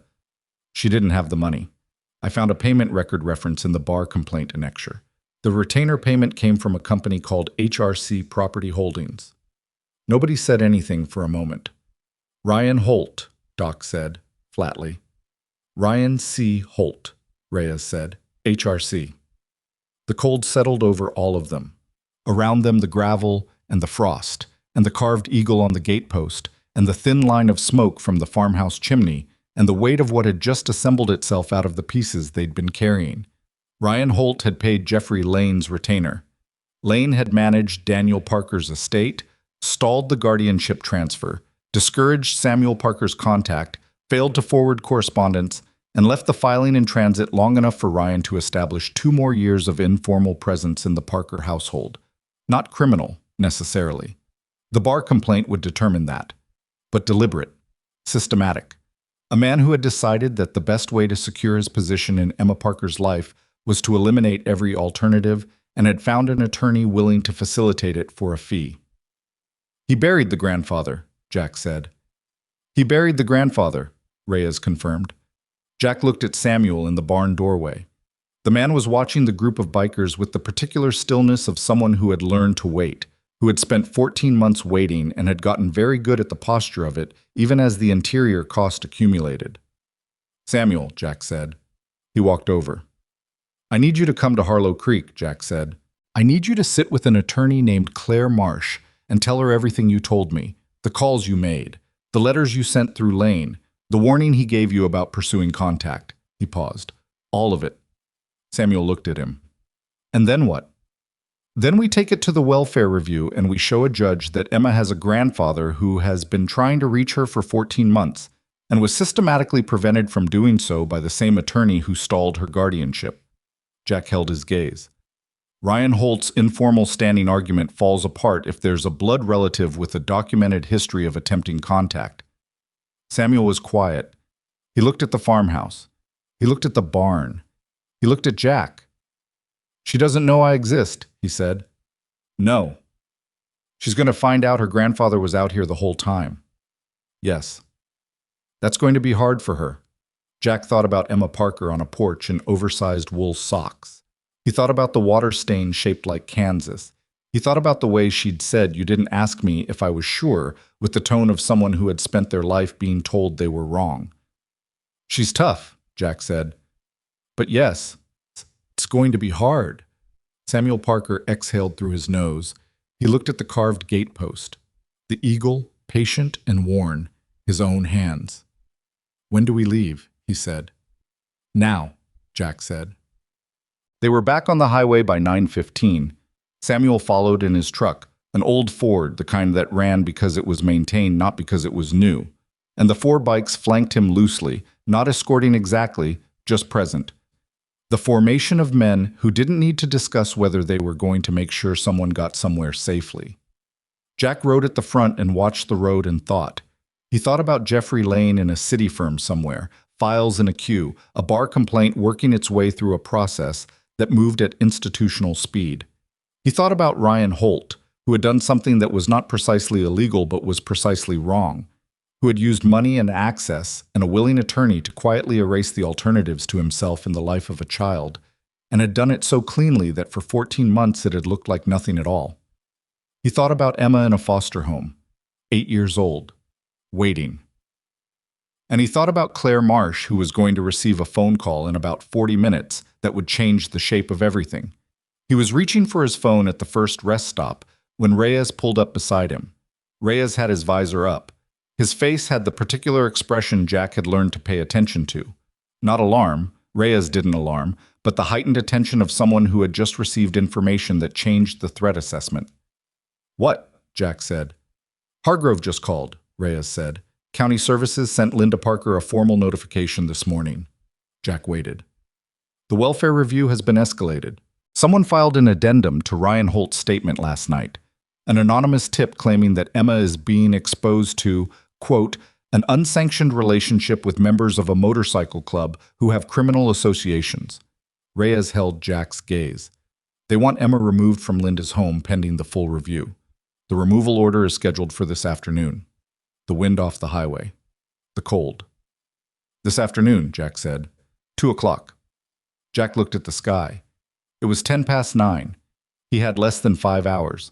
He thought about Ryan Holt watching from somewhere, watching the legal process he'd set in motion, watching the attorney situation, watching and then watching Jack Mercer show up and start pulling threads, and deciding that the threads needed to be cut before they unraveled everything. The anonymous tip wasn't anonymous. The timing was too perfect. "Something," Jack said. "Yeah," Reyes said. "He's trying to get Emma out of reach before we can use it." "Yeah." Jack called Claire. She picked up on the first ring. She'd already seen the notification. Her voice had that quality again. Professional held over something that wanted to be something else. "Jack, if they remove Emma to a county facility before we can present the Samuel Parker evidence." "I know. The review process runs 4 to 6 weeks. During that time, I know Claire. She's 8 years old and she'll be in the system and Claire," he kept his voice flat. Not because he didn't feel it, but because feeling it wasn't useful right now. "Can you get a hearing before 2 o'clock today?" A pause that lasted 3 seconds. "That's not, Jack, emergency hearings require, can you get one?" Another pause. Longer. He could hear her breathing, and behind it, the particular sound of a woman rapidly mapping the terrain of the possible. "I know the duty judge," she said finally. "Henderson. He's reasonable. If I can get the Samuel Parker documentation in front of him by noon—" "You'll have it by 11, Jack said. "Samuel Parker is in a truck behind me right now. He has letters, records of phone calls the warning Lane gave him, everything. And Reyes has documentation connecting Lane's retainer to Ryan Holt." He paused. "Is that enough?" Claire was quiet. "Claire, it's enough to ask for a stay of the removal order," she said. "Whether Henderson grants it depends on how he reads the documents." A pause. "And on how Samuel Parker presents in person." Jack looked back through his mirror at the old Ford truck moving steadily through the gray morning. The shape of a man behind the windshield, big shoulders, white hair, the deliberate controlled forward motion of someone who had waited 14 months and was now moving at a pace that didn't give the waiting a chance to pull him back. "He'll be fine," Jack said. "Get the hearing." He hung up. He looked at the road ahead. 40 miles back to Harlow Creek. Less than 5 hours. An anonymous tip that was almost certainly Ryan Holt trying to pull Emma out of reach before the truth caught up with him.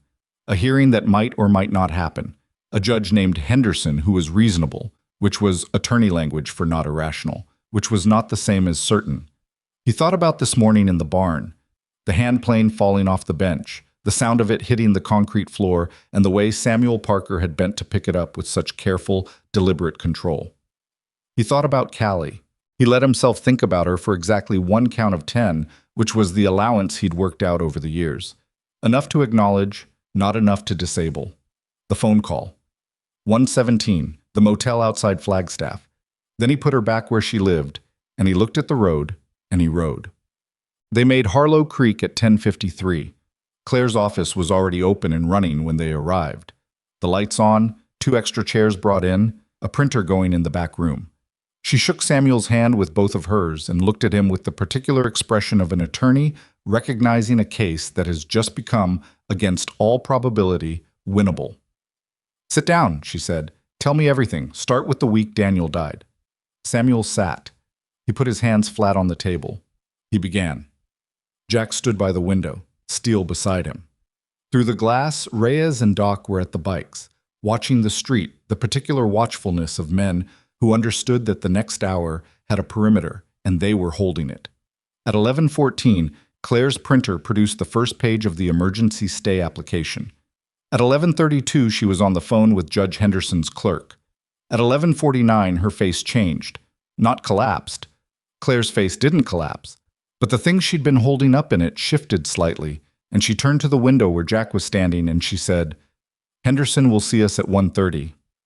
30 minutes before the removal order." "That's close," Steele said. "That's what we have," Claire said.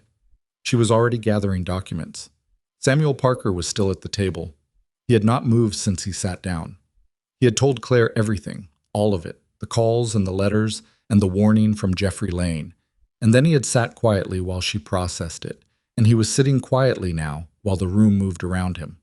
He had the look of a man who understood that he had done what he could do, and the rest was in hands he didn't control. He looked at Jack. "If the judge grants the stay," he said. "What then?" "Then the review proceeds with the full picture," Jack said. "Your documented attempts at contact, Lane's connection to Holt, the letters he never forwarded." He paused. "It doesn't go away overnight, but it goes differently. And if the judge doesn't grant it," Jack looked at him. "Then Emma goes into a county facility at 2 o'clock, Jack said, "and we appeal, and we keep pushing." He held Samuel's gaze. "But that's not what's going to happen." He said it with a certainty he had about 40% of the actual ground to stand on. But Samuel Parker needed to walk into that courthouse at 1:30, believing in the man beside him, and the only way to give someone that was to be it first. Samuel nodded. He stood. He straightened his work shirt with both hands, the gesture of a man putting himself in order. "I've never been in a courthouse," he said. "Me neither," Steele said. "In a good way." Samuel looked at Steele. Something that was almost a short exhale of something that in a different moment would have been a laugh. Then the phone rang. Jack's phone. Number he didn't recognize, local area code. He picked up. Silence at first, then a child's voice. Jack? He felt the whole room go quiet inside him. Emma, he said. Something's happening, she said. Her voice had the particular tone he'd first heard on a porch in the cold, controlled on the surface, something very large pressing against the surface from the other side. There's a woman from the county here. She has a paper. She's talking to my mom, and my mom is… Jack, my mom is crying. He looked at Claire. Claire looked at him. Emma, he said, listen to me. Can you hear me? Yes. I need you to do one thing, just one thing. Okay. Go back into the room. Stay with your mom. Don't go anywhere with anyone until I tell you it's okay. A pause. Small and scared and somehow enormously steady. Are you coming? And Jack Mercer, who had told himself on a frozen highway less than 72 hours ago that this was information gathering, that this was not about Callie, that he was going to stay clear-eyed and clear-headed and not run blind into someone else's life because his own had a hole in it.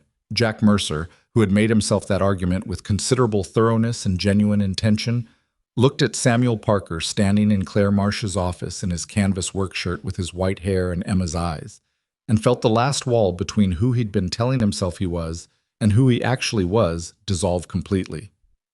I'm already here, he said. He hung up. He looked at Claire. We need to be at that house before the county worker leaves with her. Jack, the hearing is at 1:30. I know when the hearing is. He was already at the door. Samuel, you're with Claire. You go to that courthouse at 1:15 and you wait for me. He looked at Steele. You're with me. Steele was already on his feet. They went out the door and the cold hit them and the bikes were right there. Reyes and Doc off the seats.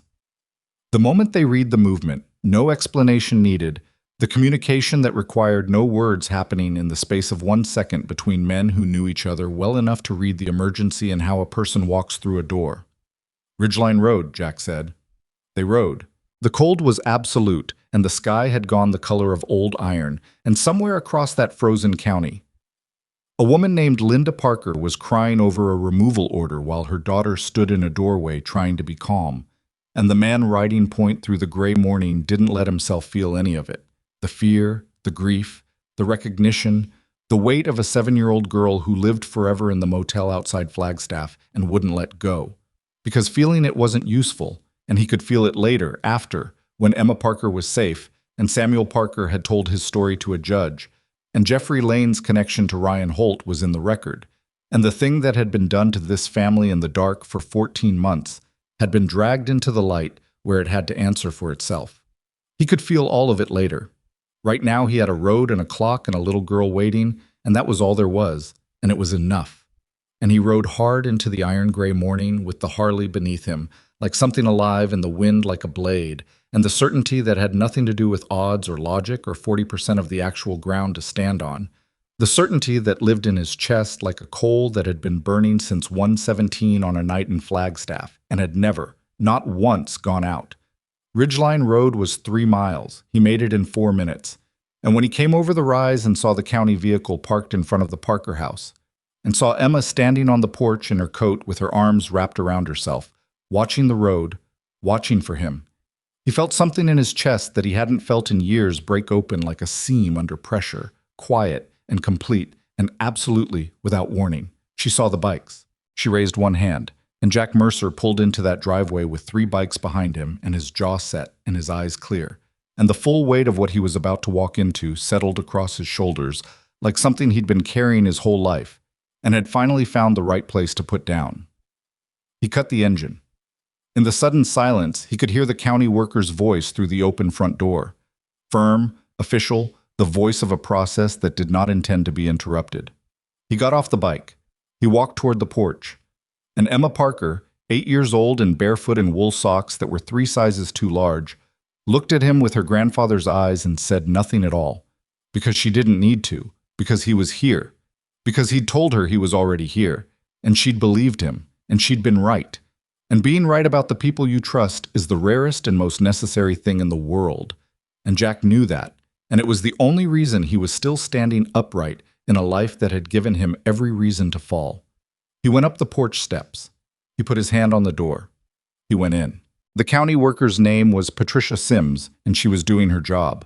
Jack understood that immediately. She was not cruel. She was not enjoying this. She was a woman in her 50s with a laminated ID badge and a manila folder, and the particular expression of someone who had delivered removal orders before and had made the professional accommodation necessary to continue doing so.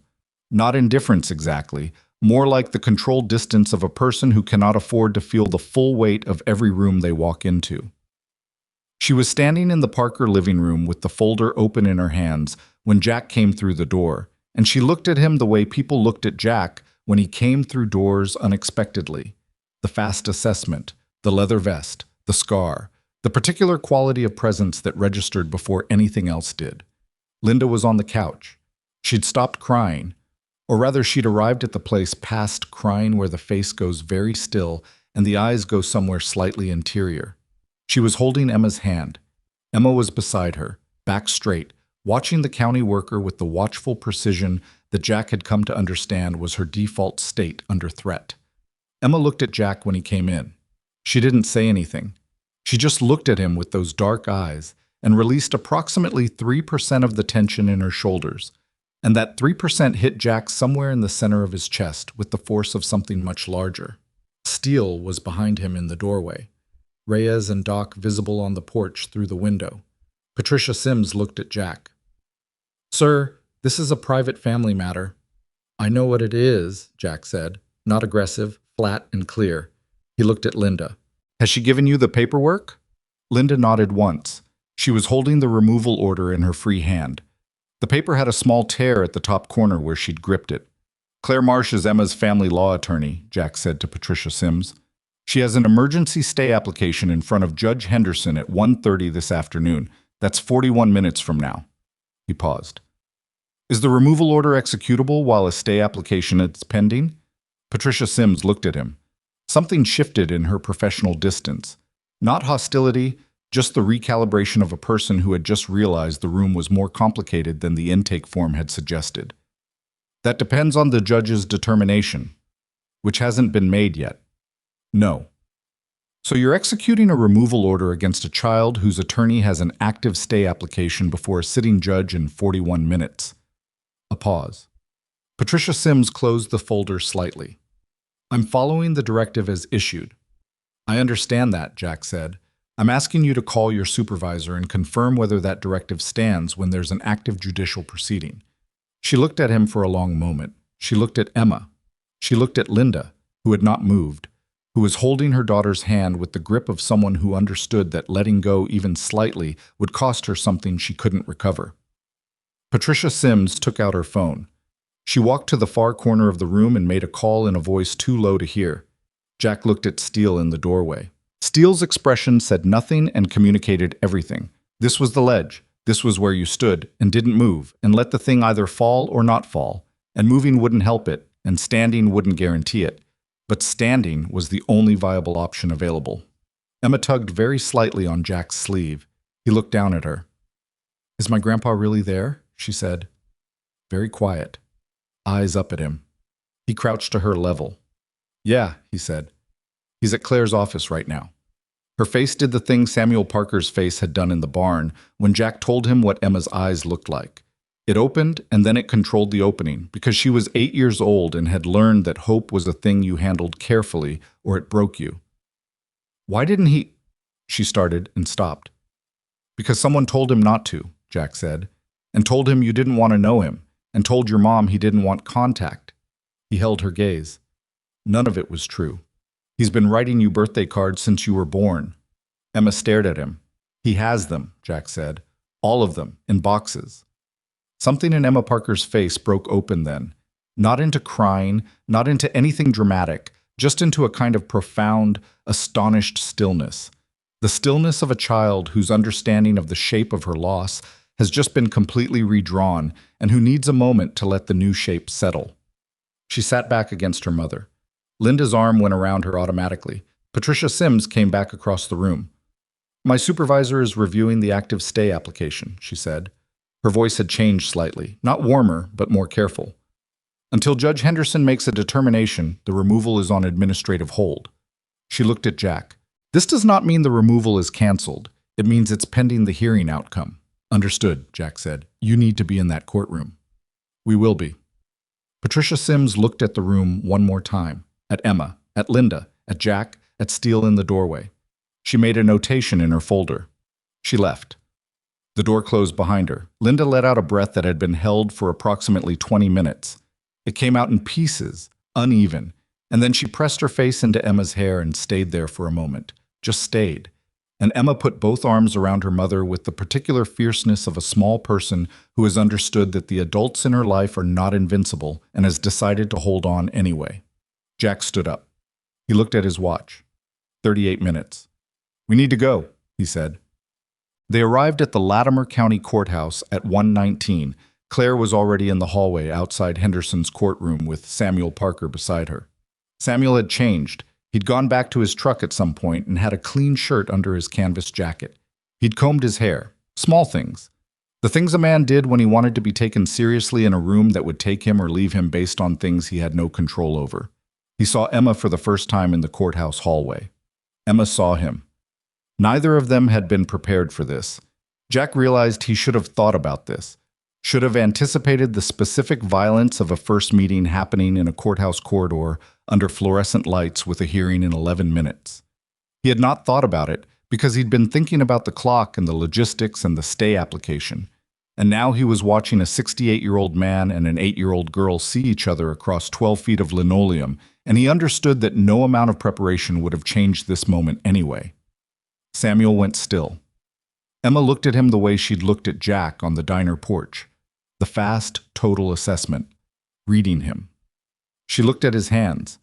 Big carpenter's hands, scarred at the knuckles. The same hands that had made the eagle on the gatepost, that had planed wood at 7:30 in the morning because the motion of it was the only thing that crowded out the loss. She looked at his face, and she found it. The thing Jack had told her about. Her father's face, aged 30 years. You have his nose, she said. Samuel Parker made a sound that was not a word. He pressed his lips together. His jaw worked. My dad, Emma said. You have his nose. Yeah, Samuel said. Barely. I know. Emma walked the 12 feet between them. She stopped in front of him and looked up. He talked about you sometimes, she said. When I was little. He called you Sam. Samuel closed his eyes for 1 second. 1 second, and then they were open again, and he was looking at her with everything he had. He called me that since he was about your age, Samuel said. Emma put her hand in his. It was the simplest possible gesture, and it reorganized the entire hallway. Claire turned away briefly. Steele, who had been standing by the far wall with his arms crossed, and his face doing what Steele's face did when he was feeling something he didn't intend to show, looked at the ceiling. Linda Parker stood 2 feet behind Emma and watched her daughter take her father's hand, and the expression on her face was something that had no clean name: grief and relief, and the particular ache of a woman who understood that this moment was about Daniel Parker as much as anyone living, and that Daniel should have been here to see it, and wasn't, and wouldn't ever be. Jack stood back from all of it. He let it happen. He looked at his watch. 9 minutes. Claire, he said. She turned back. Professional, composed, rebuilt in the space of 2 seconds. We're ready. Judge Arthur Henderson was 63, methodical, and had the reputation of a man who read documents thoroughly and formed opinions slowly and changed them rarely. He had crow's feet from reading in bad light and the habit of removing his glasses to think, which his clerk had apparently learned to read as a sign to stop talking. He read Claire's emergency stay application for 4 minutes without speaking. He read Reyes's documentation, the bar complaint, the retainer payment connection, the pattern of correspondence failures, for 3 more. He set his glasses on the bench. He looked at the room. Jack and Steele sat in the gallery behind Claire's table. Samuel was at the table beside Claire. Linda and Emma were to Samuel's left, Emma very still, her hand in Samuel's, watching the judge with those dark eyes. Ryan Holt sat at the opposite table with his attorney, a man named Garrison, who had the look of someone hired quickly and briefed incompletely. Garrison had been talking about his client's 2 years of informal involvement and his genuine care for Emma's well-being, and he'd been doing it in the measured tone of a man who didn't yet know what was in the documents the judge was currently reading. Mr. Garrison, Henderson said. Garrison stopped. Are you aware that your client's company, HRC Property Holdings, made 3 retainer payments to Jeffrey Lane in the months following Daniel Parker's death? A pause. Garrison glanced at Ryan Holt. Ryan Holt was looking at the table. Your Honor, I'm not certain what that... Jeffrey Lane was the attorney of record for the Parker estate and guardianship matter, Henderson said.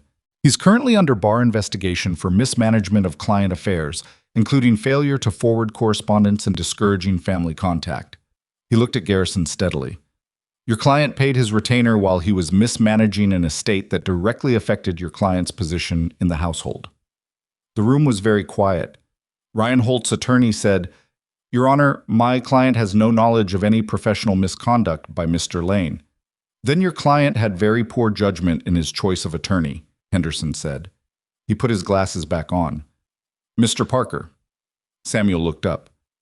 You filed a welfare inquiry 14 months ago. Yes, Your Honor.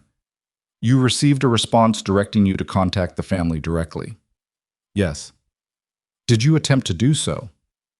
I called Linda Parker's phone number 14 times over a period of 3 weeks. She never answered. I left messages. They weren't returned. Henderson looked at Linda. Mrs. Parker. Linda's voice was very controlled. I never received any messages from Samuel Parker.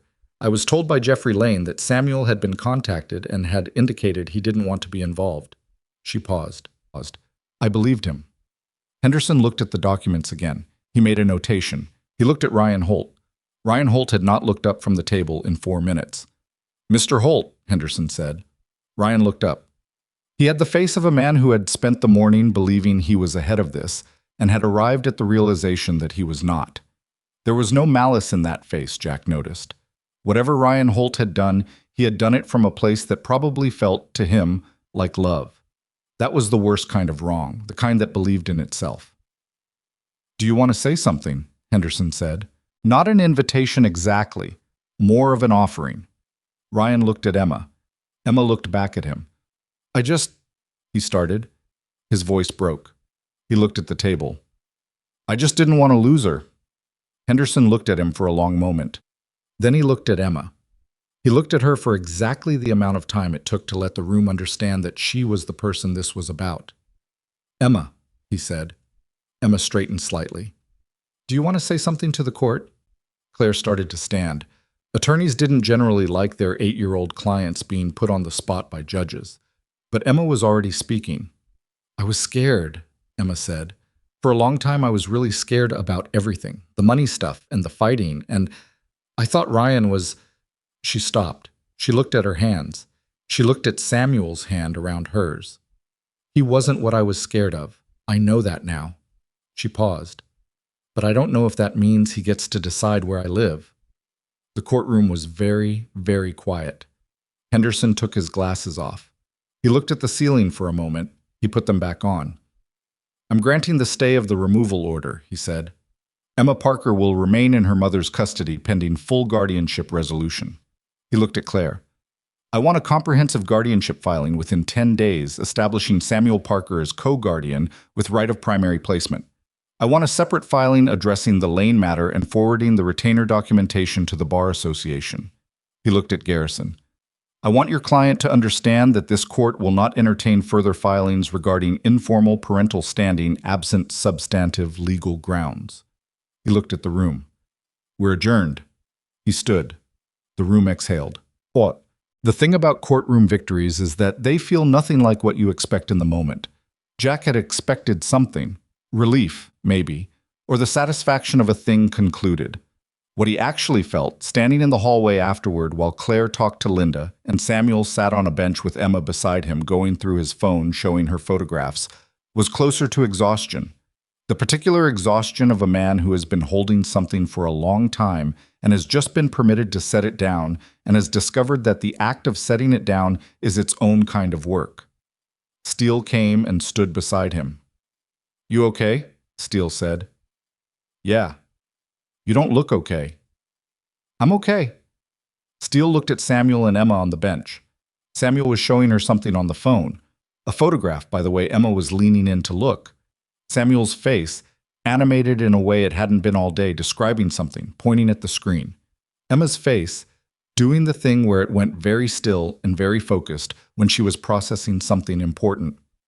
"She's good," Steele said. "Yeah," Jack said. "You did that." "We did that." Steele made the sound that was not quite a sigh and not quite a word. "Don't spread that around. Some of us have reputations." Jack almost laughed. Almost. He looked at Reyes across the hall, on the phone. Reyes had been on the phone since they walked out of the courtroom, and by the particular set of his shoulders, Jack knew it wasn't a friendly call. He watched Reyes hang up and walk over. "Jeffrey Lane," Reyes said. "What?" "He resigned from the firm this morning, before the hearing. Someone tipped him." Jack went still. He knew we had the documentation. Knew or suspected. His caseload was transferred to a junior associate at the firm. The Parker guardianship file is now officially accessible and active. Reyes paused. "But Lane himself is gone. Took a leave of absence pending bar review." He looked at Jack.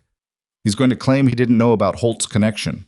He's going to say the retainer payments went through a general account and he didn't flag them. Will that hold? Bar complaint process is slow. He might come out with a censure rather than disbarment." Reyes said it without particular emotion. "Ryan Holt's attorney called Garrison on the way out. Holt's withdrawing the parental standing application." Jack absorbed that. "Henderson scared him," Steele said. "Henderson put it in the record," Reyes said. "That's worse than scared." Jack looked at the bench where Emma and Samuel were sitting. Emma had the phone now. She was scrolling through something. Samuel was watching her with the face of a man watching something he had spent 14 months trying to imagine and is now finding to be exactly what he'd hoped and nothing like what he'd prepared himself for. Linda came over. She looked at Jack with the expression she'd been carrying since the parking lot of the Crow's Rest diner. The incomplete measurement, the assessment that kept not arriving at a conclusion because the data kept adding new dimensions. "Thank you," she said. "You already said that." "I know." She looked at the bench. "I owe him an apology," she said. Samuel. "I thought he abandoned us. I thought, after Daniel died and he didn't reach out." "Lane managed the gap," Jack said. "Neither of you reached the other.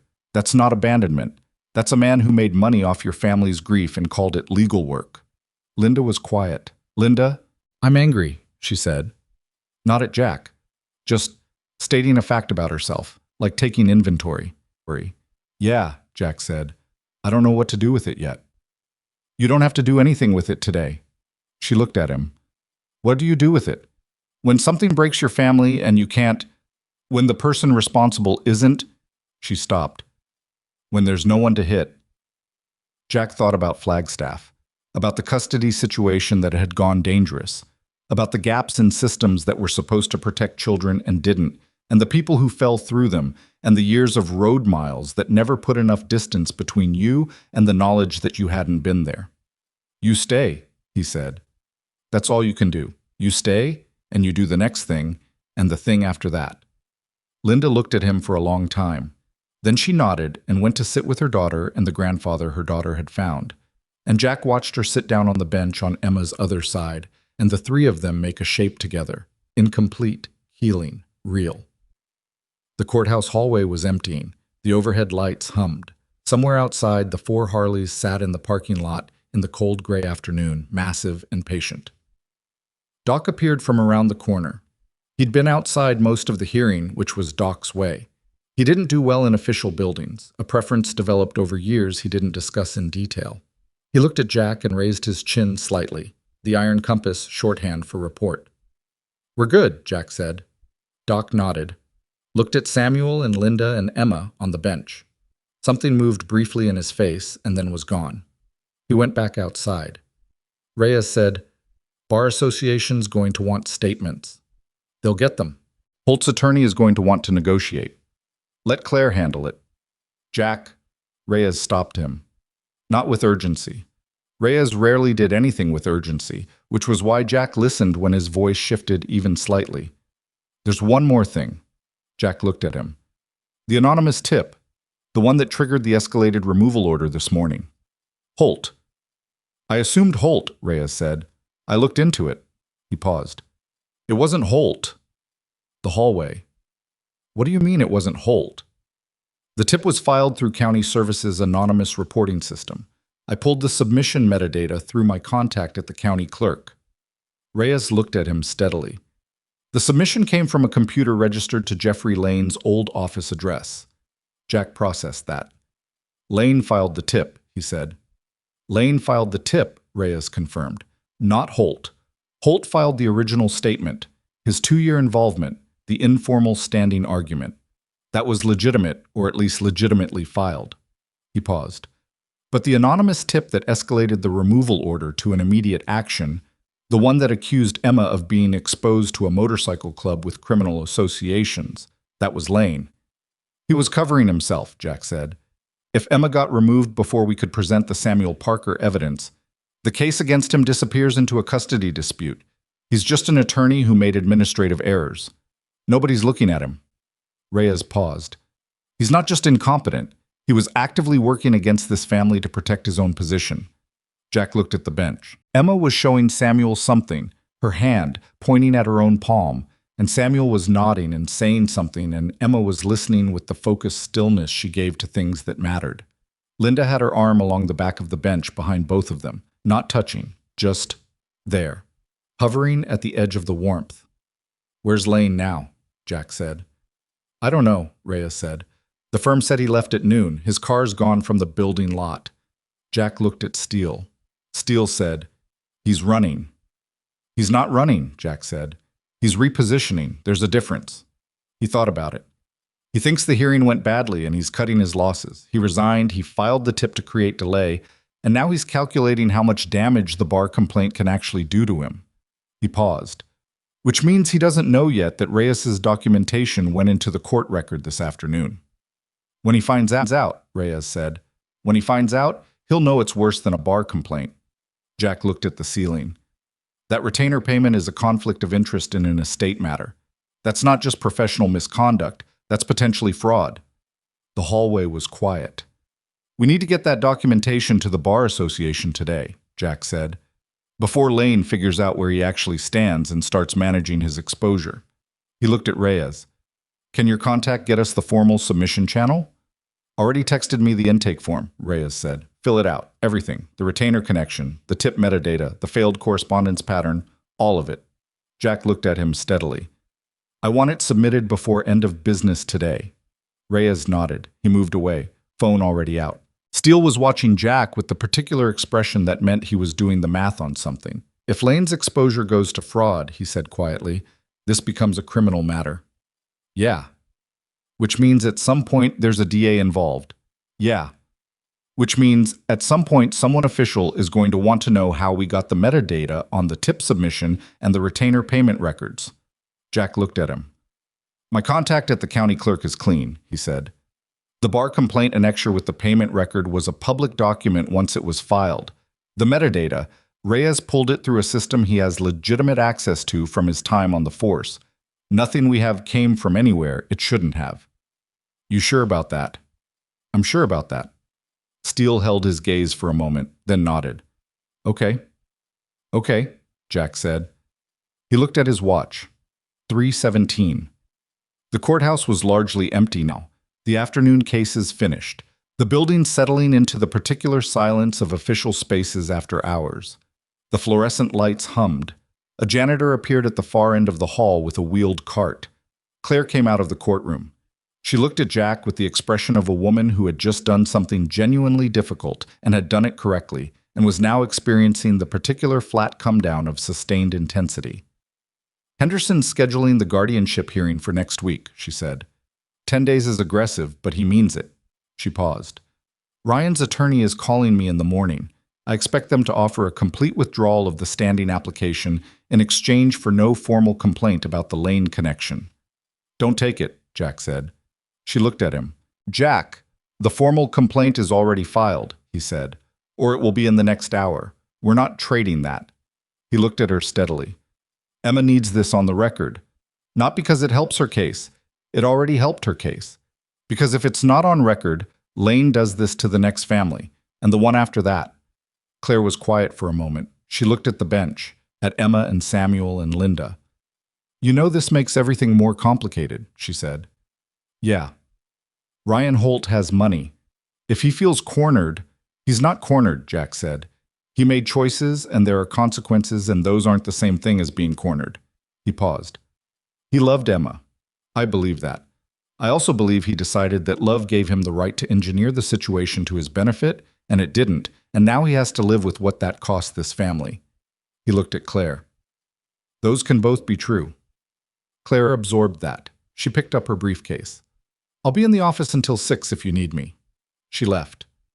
Steele had moved away at some point, giving Jack the space he hadn't asked for but apparently needed. Jack was alone in the middle of the hallway, and he stood there for a moment, just stood, with the fluorescent light above him and the distant sound of the janitor's cart, and the muffled sound of traffic outside, and the courthouse building around him doing what buildings did, indifferent, procedural, processing the compressed weight of human difficulty at institutional pace. He thought about Jeffrey Lane somewhere in this county, recalibrating. He thought about the Bar Association intake form Reyes was filling out right now. He thought about next week's hearing and Samuel Parker building a case for guardianship, and Linda rebuilding a relationship with the father-in-law she'd been told had abandoned her, and Emma Parker somewhere between the two of them, reading the shape of a family she hadn't known she had. He thought about the motel in Flagstaff. He let himself think about it for exactly 10 counts. Then he walked to the bench. Emma looked up at him when he reached her. Samuel looked up. Linda looked up. He sat down on the opposite bench, facing them. He put his elbows on his knees. He looked at Emma. How are you doing? He said. She thought about it the way she thought about everything, genuinely, without performance. I don't know yet, she said. I think I'm still figuring it out. Yeah, he said. That's the right answer. She looked at him. Are you coming to the hearing? Next week? He looked at Claire's departing back, at the courthouse walls, at the patch on his vest that said Iron Compass, and meant, in the way things meant something beyond their words, that he had chosen a family once and it had held through miles and years and losses, and that the choosing was the thing that counted. Yeah, he said. I'm coming to the hearing. Emma nodded. She turned back to Samuel. She said something to him. Quiet, Jack couldn't hear it. And Samuel made that sound again, the one that wasn't a word, and his hand tightened around hers. Jack stood up. He walked to the courthouse doors. He pushed them open, and the cold hit him, full and immediate, the late afternoon cold of a November day that had been gray from the start and was heading toward dark. And he stood on the steps for a moment and looked at the parking lot where 4 Harleys waited. Doc was leaning against his bike with his arms crossed, watching the door. When Jack came out, he straightened slightly, just slightly. Reyes was at his bike, phone pressed to his ear, the Bar Association intake conversation happening in his measured, precise voice. Steele was at his own bike, one boot on the footpeg, looking at the sky. They were waiting. That was all. They'd been waiting the whole time, through the hearing, through Claire's debrief, through whatever Jack needed to do in the courthouse. They would have waited longer. That was what it meant, the thing it meant, the thing that Steele had said and Jack had not disagreed with. When you walk into a room that matters, you walk in with every patch we've ever worn. The road and the years and the losses that had forged 4 men into something that didn't have a clean name but functioned, reliably, when it mattered. Jack came down the courthouse steps. He got on his bike. He started the engine, and the sound of it filled the parking lot and bounced off the courthouse facade and came back at him. Familiar and immediate and real, the sound that had been underneath every mile of the last 3 days and every mile of the last 20 years. Steele looked at him. Where are we going? Jack thought about Jeffrey Lane repositioning, about a bar complaint that was about to become something with sharper edges, about next week's hearing and the 10 days between now and then, and all the things that could shift in 10 days when a man with money and a damaged professional reputation started to understand the full shape of what he was facing. We're not done, Jack said. Steele looked at him. Lane filed that tip to protect himself, Jack said. He knew enough about our involvement to use us as the weapon. Motorcycle club with criminal associations. He wrote that. He paused. Which means he was watching. He knew Emma had contact with us. He knew we were digging. He looked at Steele. He knew about Samuel before we got to that farmhouse. The parking lot was very quiet. Someone told him, Steele said. Someone told him, Jack said. They looked at each other. Ryan Holt filed his statement on Tuesday night, Reyes said, phone down now, listening. The tip was filed Wednesday morning. That's 12 hours. Holt called Lane, Doc said, from the far bike. Everyone looked at him. He shrugged. Holt files his statement. Gets scared it's not enough. Calls the guy who's been managing the situation for 2 years. He looked at Jack. Lane panics and files the tip. But he doesn't tell Holt he's filing it, because he doesn't want Holt to know how exposed he is. The shape of it assembled. Clean, wrong, real. Which means Holt doesn't know about the tip, Jack said.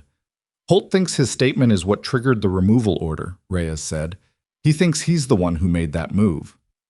And when he finds out Lane made it independently, Holt's going to be very interested in a conversation with us, Steele said. Jack looked at the courthouse. Through the glass doors he could see the lobby, and beyond it, the hallway, and the bench where Emma and Samuel and Linda were still sitting. He had 10 days. He had a bar complaint going in before 6 o'clock today. He had a county clerk contact, a family law attorney who was good and fast, a former cop who knew how to pull records cleanly, and 3 other men who would wait in a courthouse parking lot for as long as the situation required. He had Emma Parker, 8 years old, sitting with her grandfather's hand in hers, learning the shape of a family that had existed all along beneath the gap someone had deliberately cut into it. And he had Jeffrey Lane somewhere out there, repositioning, calculating, not yet understanding that the documentation submitted to the Bar Association this afternoon contained enough to move this from civil to criminal, not yet understanding that the 4 men in the parking lot weren't going to ride away from this because they'd won a stay application and a hearing date and could comfortably call it done. Jack started his bike. The engine sound filled the lot. He looked at his brothers, Steele, Reyes, Doc, the 4 of them in the fading November light with the courthouse at their backs, and the gray sky above, and the road ahead. There's one more thing we need, Jack said. They waited. We need Ryan Holt to tell us everything Jeffrey Lane ever said to him, Jack said.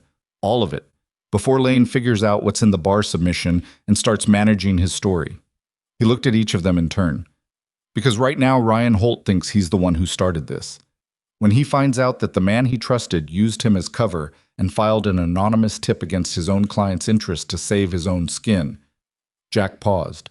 Ryan Holt becomes the best witness we have. The engine idled. Steele looked at him for a long moment. You're going to his house. We're going to his house, Jack said. He might not open the door. He'll open it. How do you know?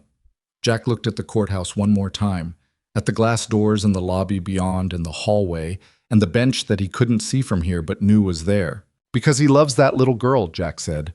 And when we show him what Lane actually did, when he understands that the man who helped him build his case was using him as a blind, was filing anonymous tips in his name, was exposing him to criminal liability while claiming to be his fixer. He stopped. He's going to want Lane held accountable more than he wants to protect himself. Doc said, That's a bet. Yeah, Jack said, It is.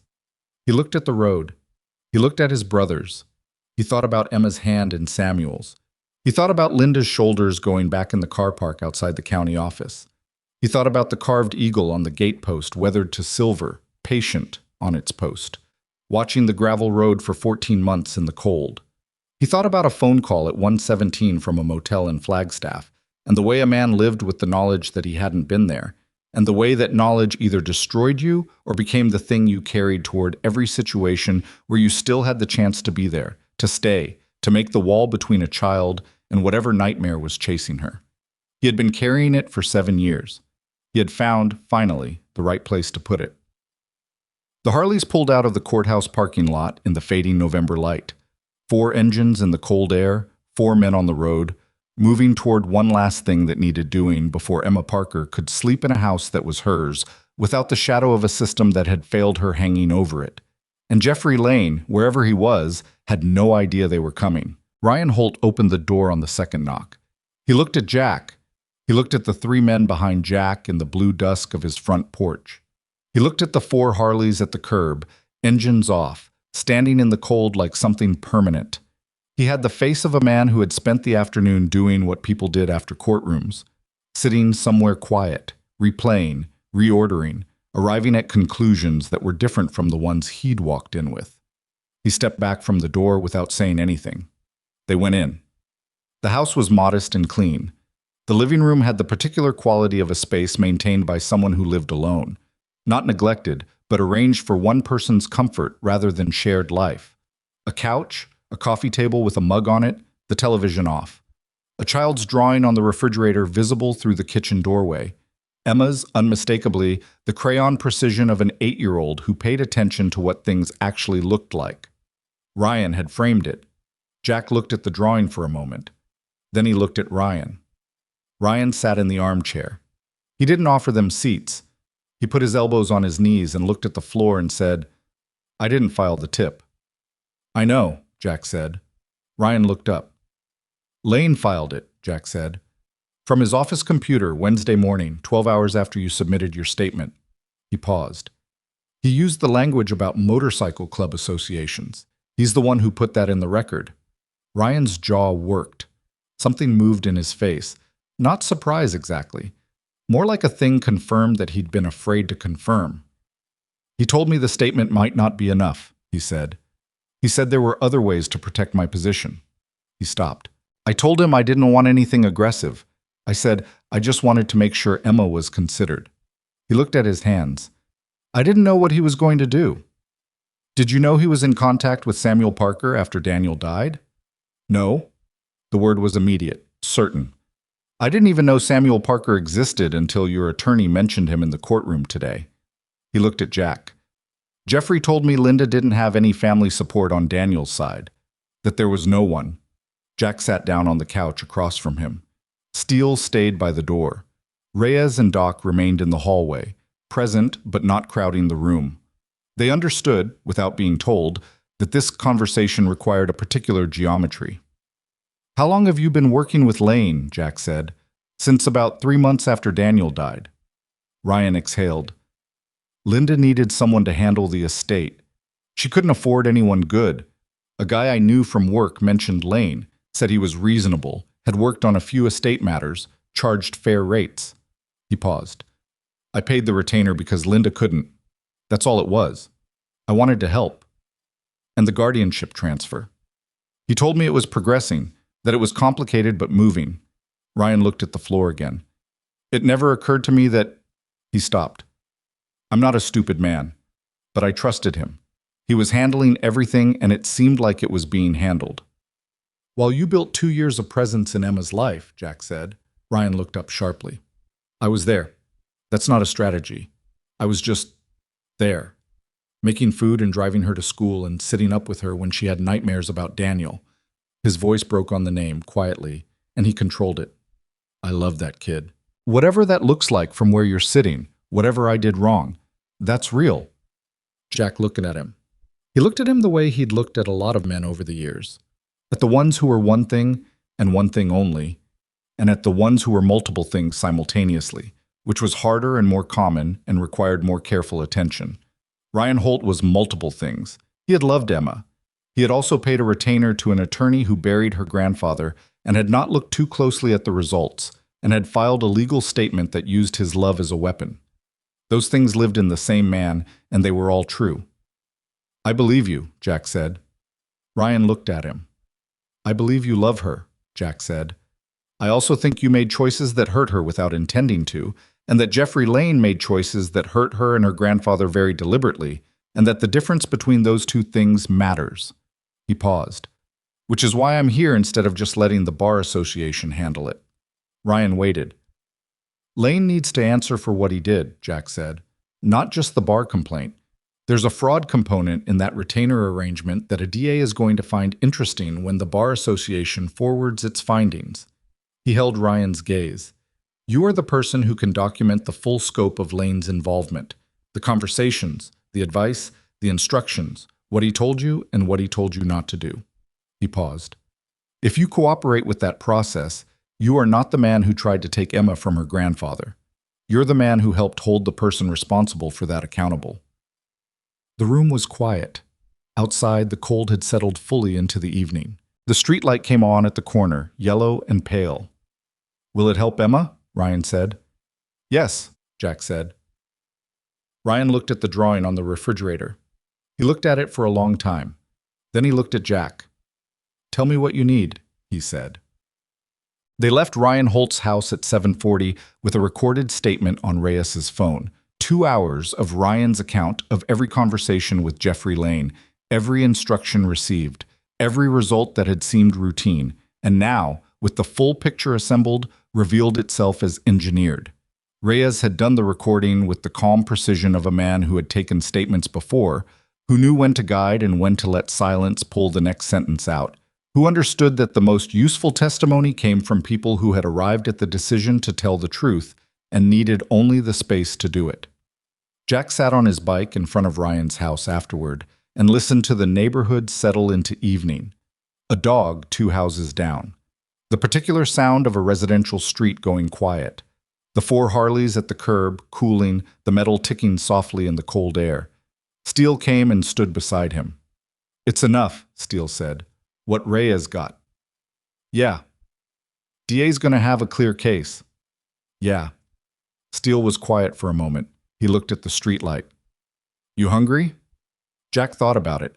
He realized he hadn't eaten since the diner in Greer's Mill at 7 in the morning, 14 hours ago. He was deeply, profoundly hungry. "Yeah," he said. "Crow's Rest?" Steele said. Jack looked at him. Steele's expression held the specific quality of a man making a suggestion that he knows is about more than the food. "Yeah," Jack said. "Crow's Rest. The diner looked the same as it had 3 days ago, which was how diners looked, permanent in the particular way of places that existed outside normal time, that were always just opening or just closing, always just past one rush and waiting for the next. The N in diner still flickered. The neon was the same cold pink. The parking lot was empty except for a delivery truck at the far end. They parked the bikes where they'd been parked on Saturday morning. 4 bikes instead of 6. The 2 spaces where Hargroves and the 6th bike had stood left empty without discussion. Some things you didn't arrange deliberately. They just arranged themselves. Jack sat on the porch steps. The same porch steps. Cold under him in exactly the same way. The parking lot dark and still, the highway beyond it empty, the frozen farmland in the distance invisible in the night, except as a flat darkness. He sat there for a while before going in. He thought about Saturday morning, 5 days ago. Emma Parker coming up the porch steps 2 at a time and putting her hands on his vest and pressing herself into his back. And the weight of that, the specific weight of a child deciding in 5 seconds that you were the safest thing available. He thought about the sequence of things, the wool socks, the court hallway, Samuel's phone with the photographs, Ryan Holt's living room, the recorded statement, the bar complaint submitted at 5:47 this evening. He thought about the hearing next week and Claire's filing and the 10 days between now and the thing being concluded. He thought about Callie. He let himself think about her all the way through this time. Not 10 counts, not the managed allowance. All the way through to the phone call and the motel and the morning after, and the years of road that had come after the morning. The custody situation that had turned dangerous while he was on the highway. The daughter who had needed him in a specific window and found him absent. He had not been there. He would carry that. He had always known he would carry it. The question, the only question that had mattered since Flagstaff, was what you did with the carrying, whether it bent you inward until you were useful to no one, or whether you found a way to point it outward, toward the situations where you still could show up, where the window was still open, where a child was still reachable. Emma Parker had reached for him. He had stayed. He sat on the porch steps in the cold, and he felt something in his chest that he hadn't felt in 7 years. Not happiness exactly, not relief exactly, something quieter than both. The particular stillness of a man who has put something down in the right place and felt the weight leave his shoulders, and understood, for the first time in a long time, that the leaving didn't mean forgetting. It meant the opposite. It meant that the thing you'd been carrying had finally been used for what it was meant for. The diner door opened behind him. Steele. "Coffee's ready," Steele said. Jack stood up. He picked up nothing. There was nothing to pick up. And he went inside. Optic. The woman behind the counter recognized them. She brought coffee without being asked, 5 cups, and set the 5th in the middle of the table with a look at Steele that suggested she'd clocked the number of bikes outside and had done the math. "Long couple days," she said. "Yeah," Steele said. "Everything work out?" Steele looked at Jack. Jack looked at his coffee. "Getting there," Jack said. She nodded like that was the right answer. Like getting there was the honest version, and she'd heard too many people claim all the way there to find the honest version more trustworthy. She went back to the counter. Reyes forwarded the recording to Claire's email at 8:15. Claire replied at 8:22 with 3 words. "This is it." Reyes showed the message to Jack across the table.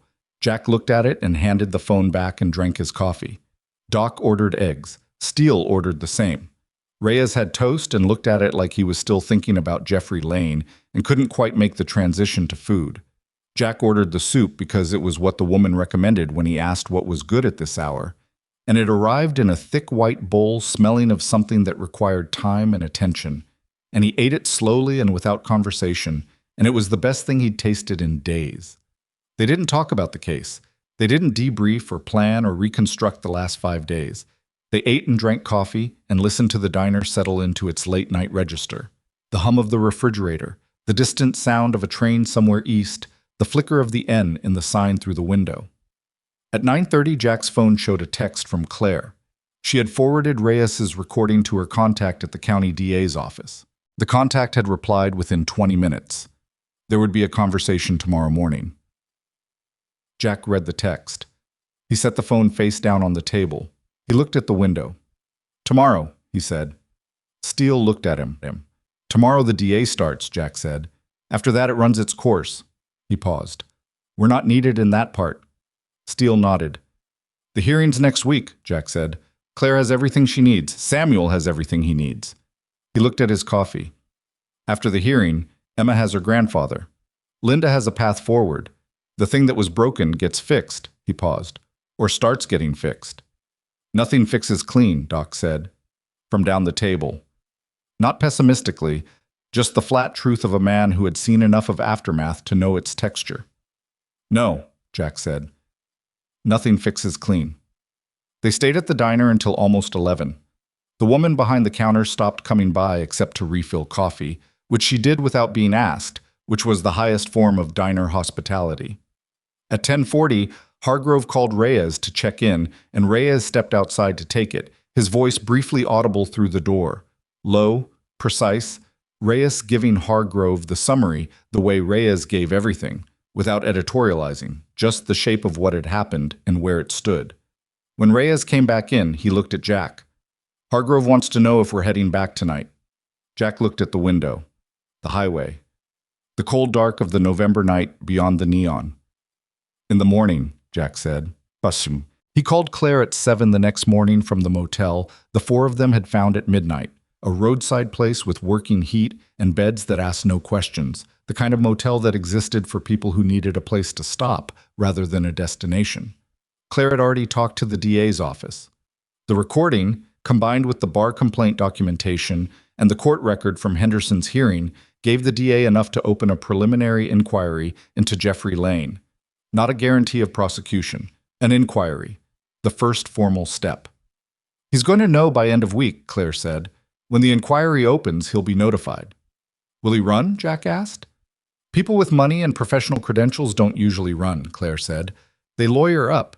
He'll hire someone good and manage it." She paused. "But managing it is different from surviving it. The bar complaint alone would end his practice. The DA inquiry is bigger." "Good." "Jack?" She paused. "You should know. Henderson called me this morning." Jack waited. "Apparently he looked into the Iron Compass MC after the hearing yesterday," she said. "Wanted to know who the men in his courtroom were." Jack said nothing. "He said to tell you," Claire said, and her voice held something that was almost amusement but chose to be something more careful, "that the court appreciates citizens who bring documented evidence through proper channels." Jack looked at the motel ceiling. "Tell him we appreciate a judge who reads documents." Claire made a sound. "I'll tell him something close to that." She paused. "The guardianship hearing is set for next Thursday. I need Samuel in my office Monday morning for prep. Can you make sure he knows?" "Yeah."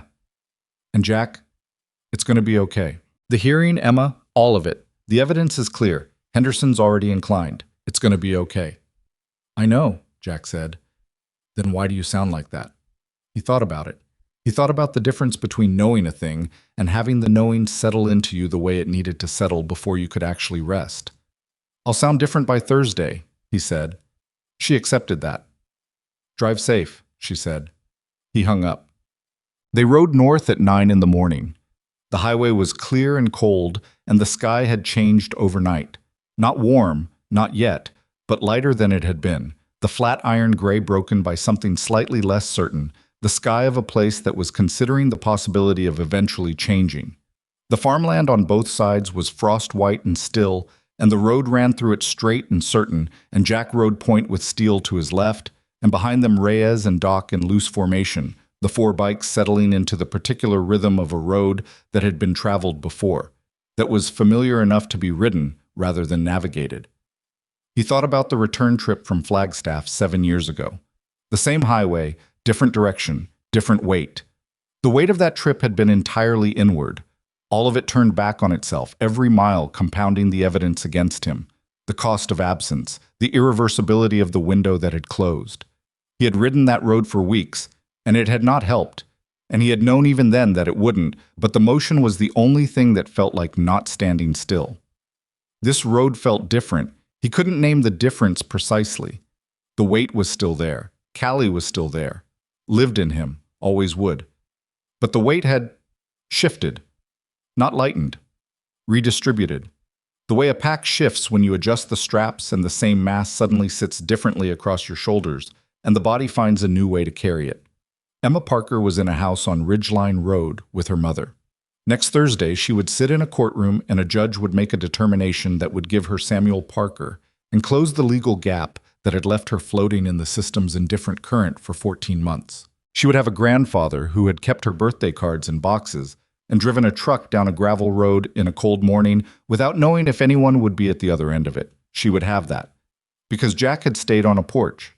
Because he'd given her wool socks. Because the weight he'd been carrying for 7 years had found, finally, the exact right shape of purpose. He rode. 3 weeks passed. The guardianship hearing on Thursday produced exactly what Claire had predicted. Henderson granted Samuel Parker co-guardianship with primary placement rights at the farmhouse, contingent on Emma's own express preference and a 60-day transition period to allow Linda, Emma, and Samuel to build the relationship at Emma's pace. Linda was granted full visitation without restriction. Ryan Holt's application had been formally withdrawn the day before the hearing. He was not present. The Bar Association opened a formal disciplinary hearing against Jeffrey Lane the following Monday. The DA's preliminary inquiry became a full investigation by the end of the month. Lane hired an attorney, a good one, from the city, and the process began its slow, institutional grind toward whatever it would eventually produce. Jack followed it through Reyes and Claire and stopped thinking about it except when there was something specific to know. Emma went to Samuel's farmhouse for the first time on a Tuesday in December. Jack knew this because Linda texted him. She'd started texting him occasionally, brief functional updates. Hearing went well. Emma had a good day. Samuel came for dinner. The texts of someone who had decided that gratitude was best expressed through information rather than declaration. Jack read them and usually replied with a single word and set the phone down and went back to whatever he'd been doing. The text about the farmhouse said, "She found the cards." He read it standing in the iron compass shop, engine grease on his hands, the smell of oil and cold concrete around him. He read it twice. He typed back, "Good." Linda replied. She read all of them. Took 4 hours. She didn't come out of his workshop until dark. He set the phone face down on the workbench. He stood there for a while with his hands on the bench and the cold concrete smell in his lungs and something working in his chest that he gave the space it needed. The first Sunday in January, Jack rode out to Greer's Mill. Not because anyone asked him to. Not because there was anything to deliver or discuss or arrange. He rode because it was Sunday and the road was clear, and the farmhouse at the end of Delwood Road had a carved gatepost with an eagle on it, and he'd been thinking about that eagle for 6 weeks in the particular background way he thought about things that had taken up residence in him. He came through the gate and parked on the gravel. The farmhouse had a different quality than the first time he'd seen it. Something about the light, maybe, or the smoke from the chimney, or the small pair of boots on the porch steps beside Samuel's large ones. He looked at those boots for a moment before getting off the bike. The workshop door was open. He walked over and stood in the gap the same way he'd stood 6 weeks ago, and the same warmth came out at him, the same smell of sawdust and linseed oil, the same heaters ticking at either side. But this time, there were 2 people at the workbench. Samuel was at the right, his big hands on a piece of walnut, guiding Emma's smaller hands through the motion of a hand plane. Emma was focused with the total concentration she gave to things that required it. Her chin down, her eyes on the wood, her feet braced slightly apart on the concrete floor in the enormous wool socks that were, Jack saw, the same pair. His pair. She'd worn them to the farmhouse. Neither of them had hurt him. He watched for a moment. Samuel was talking quietly, correcting the angle of the plane, and Emma made the adjustment and drew the tool along the wood, and a thin curl of walnut came up, and Emma looked at it with an expression of such complete and genuine delight that Jack felt the seam in his chest open again. The same seam that had opened in the courthouse hallway, the same one that opened every time he saw this particular thing, which was a child discovering that her hands could make something. Samuel looked up and saw Jack. He didn't say anything. He just tilted his head slightly, the gesture of a man indicating that another man was welcome. Emma heard the gesture. She looked up. Her face did the thing. The immediate recognition, the small reduction in some tension that was always present and always reduced slightly when she saw him. "You're here," she said. "Sunday," Jack said. She looked at the curl of walnut in her hand. She held it up so he could see. "Walnut," Samuel said. "She's got a good feel for it." "Yeah?" Jack said. "Natural," Samuel said. Like it was simply true. Emma set the curl down carefully on the bench. "Grandpa's making me a chair," she said. The word grandpa came out with the careful deliberateness of a word she was still learning to say, a word that was real but not yet worn into ease. She was wearing it in, the way you wore in a new thing, with the understanding that it would fit better the longer you used it. "What kind of chair?" Jack said. "Tall back," Emma said. "Like his." She pointed at the half-finished chair in the center of the shop. The same one that had been there 6 weeks ago, further along now, the joints fitted and cleaned. "He says it takes as long as it takes." Jack looked at Samuel. Samuel was looking at the walnut board with the expression of a man who had been given, in the last 6 weeks, more than he'd allowed himself to hope for, and was handling the abundance of it carefully, the way you handled something precious that you weren't yet sure you deserved. "She wants to make the eagle herself," Samuel said, "for the gatepost." He looked at Emma. "I told her in the spring." "In the spring," Emma confirmed. She said it like a date marked in a calendar, like something she intended to keep. Jack looked at the eagle post through the barn door. The weathered silver wood, patient on the frozen gravel. He thought about 14 months of letters delivered to a man's office and pocketed. He thought about phone calls that went to voicemail and voicemails that were never returned, and a grandfather in a workshop at 7:30 in the morning planning wood because it was the only motion that reliably crowded out the loss. He thought about how none of that had stopped Samuel from keeping every card, from writing the letters anyway, from building a chair that would take as long as it took, for a granddaughter he hadn't met yet, because hope was a thing you either kept or abandoned, and Samuel Parker had decided, in the cold of a Greer's Mill farmhouse, to keep it. "You want coffee?" Samuel said. "Yeah," Jack said. They went inside. The kitchen was the part of the farmhouse that had changed the most in 6 weeks. It had the particular transformed quality of a space that had been a single person's, and had begun, gradually, to become something else. A second coffee mug that lived on the wrong hook, a drawing taped to the cabinet, Emma's, a horse, or possibly a dog, drawn with the same precise attention to actual shape that characterized everything she made, a pair of small gloves on the table, a hat, the evidence of a child moving through a space and leaving herself in it. Samuel made coffee the same way Jack's father had made coffee. Old percolator, too strong for most people, exactly right for the early cold. He brought 2 mugs and they sat at the kitchen table, and Emma came in from the barn and got a glass of water and stood at the counter and looked at them both with the particular expression of a child observing 2 adults she had sorted into a category she was still naming. "You're friends now," she said. Not a question. "Something like that," Jack said. She considered that. "Steele came by last week," she said. Jack looked at her. "Steele came here?" "He brought firewood," Samuel said. The neutral tone of a man who had been genuinely surprised and had decided to receive the surprise without analyzing it. Said he was passing through. "He's never passing through Greer's Mill," Jack said. "Nobody passes through Greer's Mill." Samuel almost smiled. "I know that," he said, "but I accepted the firewood. Emma was looking at Jack with the dark eyes that were Samuel's eyes, that were Daniel Parker's eyes, that were the eyes of a family that had been separated by the deliberate cruelty of a man who had seen their grief as an opportunity and had spent 2 years profiting from it. She was looking at him with those eyes, and there was something in the look that she was trying to decide whether to say.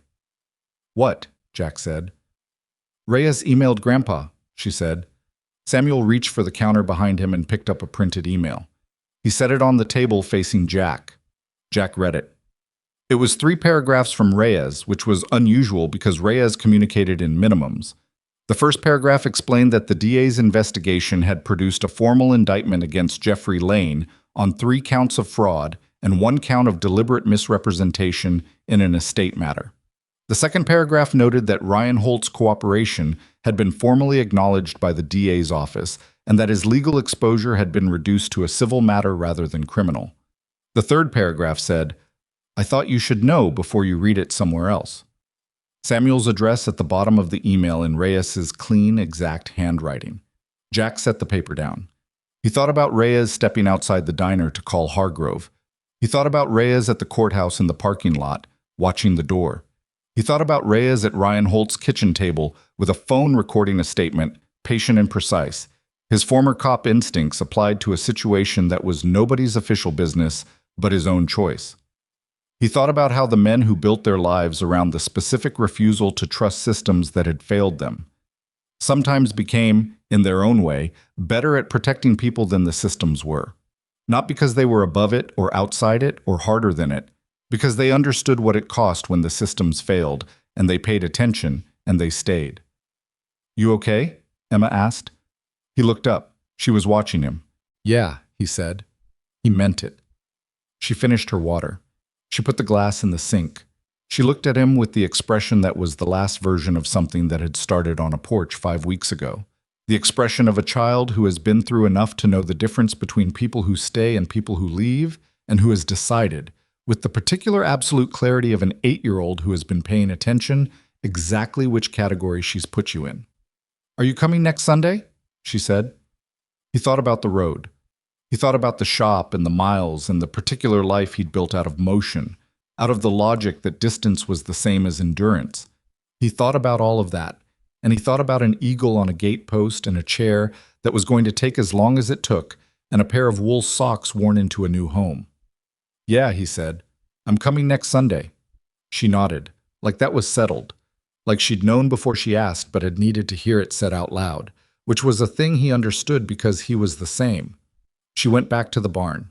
He and Samuel sat with their coffee in the winter kitchen and didn't say much because they were, as Emma had accurately observed, something like friends. And that kind of friendship understood that silence was not the absence of communication, but its particular form between men who had each lost something irreplaceable and had, by different roads and different losses, arrived in the same cold farmhouse kitchen on a Sunday morning with good coffee and enough of the future still ahead to use it better than they'd used the past. Outside, through the kitchen window, Jack could see Emma in the barn doorway. She'd picked up the handplane again and was working at the walnut board without supervision. The same focused intensity, the same braced feet, the same total investment in the motion and what it produced. He watched her for a while. He watched the thin curl of wood come up, and she looked at it and set it on the bench with the others and drew the plane again. And the motion was clean, and the walnut was beautiful, and the workshop was warm, and the eagle post stood outside in the cold, watching the gravel road, the way it had watched it for years, patient and worn, and exactly where it was supposed to be. The Harley was cold when he went back to it at noon. He sat on it for a moment before starting it, looked at the farmhouse, at the smoke from the chimney, at the boot prints in the frost on the porch steps. Samuel's large, Emma's small, his own somewhere in between. He started the engine. The sound of it filled the gravel drive and bounced off the barn walls and came back at him warm and familiar and absolutely itself, and he sat with it for a moment before putting it in gear. Just let the engine run and let the sound be what it was, which was not just a mechanical function, but a frequency, a thing that lived in his chest the same way a few other things lived there, all of them together, making the specific composite of who he was. He rode out through the gate. In the mirror, the eagle post receded. The farmhouse, the smoke. He rode north on Delwood Road and hit the highway and turned toward Harlow Creek with the winter sun low and pale on his left, and the frozen farmland on both sides, and the road straight and clear ahead of him. He rode at the pace of a man who was not running from anything and not running toward anything, but simply moving through a world that had, in the last 5 weeks, become slightly more bearable than he'd been prepared for it to be. He thought about next Sunday. He thought about the spring, and an eagle carved by a girl who had her grandfather's patience and her father's eyes and her own set of hands that were already learning what they could make. He thought about Steele bringing firewood to a farmhouse in Greer's Mill and claiming to be passing through, and the particular beauty of a man who expressed his care in exactly that register and no other, and how that was enough, and how it had always been enough, and how the things that were enough never announced themselves as such, but simply kept showing up, winter after winter, with firewood or wool socks or a seat at a table where nothing much needed to be said. The highway ran straight and cold into the middle distance. Jack Mercer rode it at his own pace, in his own time, the engine underneath him and the winter air against his face, and the road ahead of him open and clear, and for the first time in 7 years, the road ahead did not feel like the only thing he had. It felt like the way home.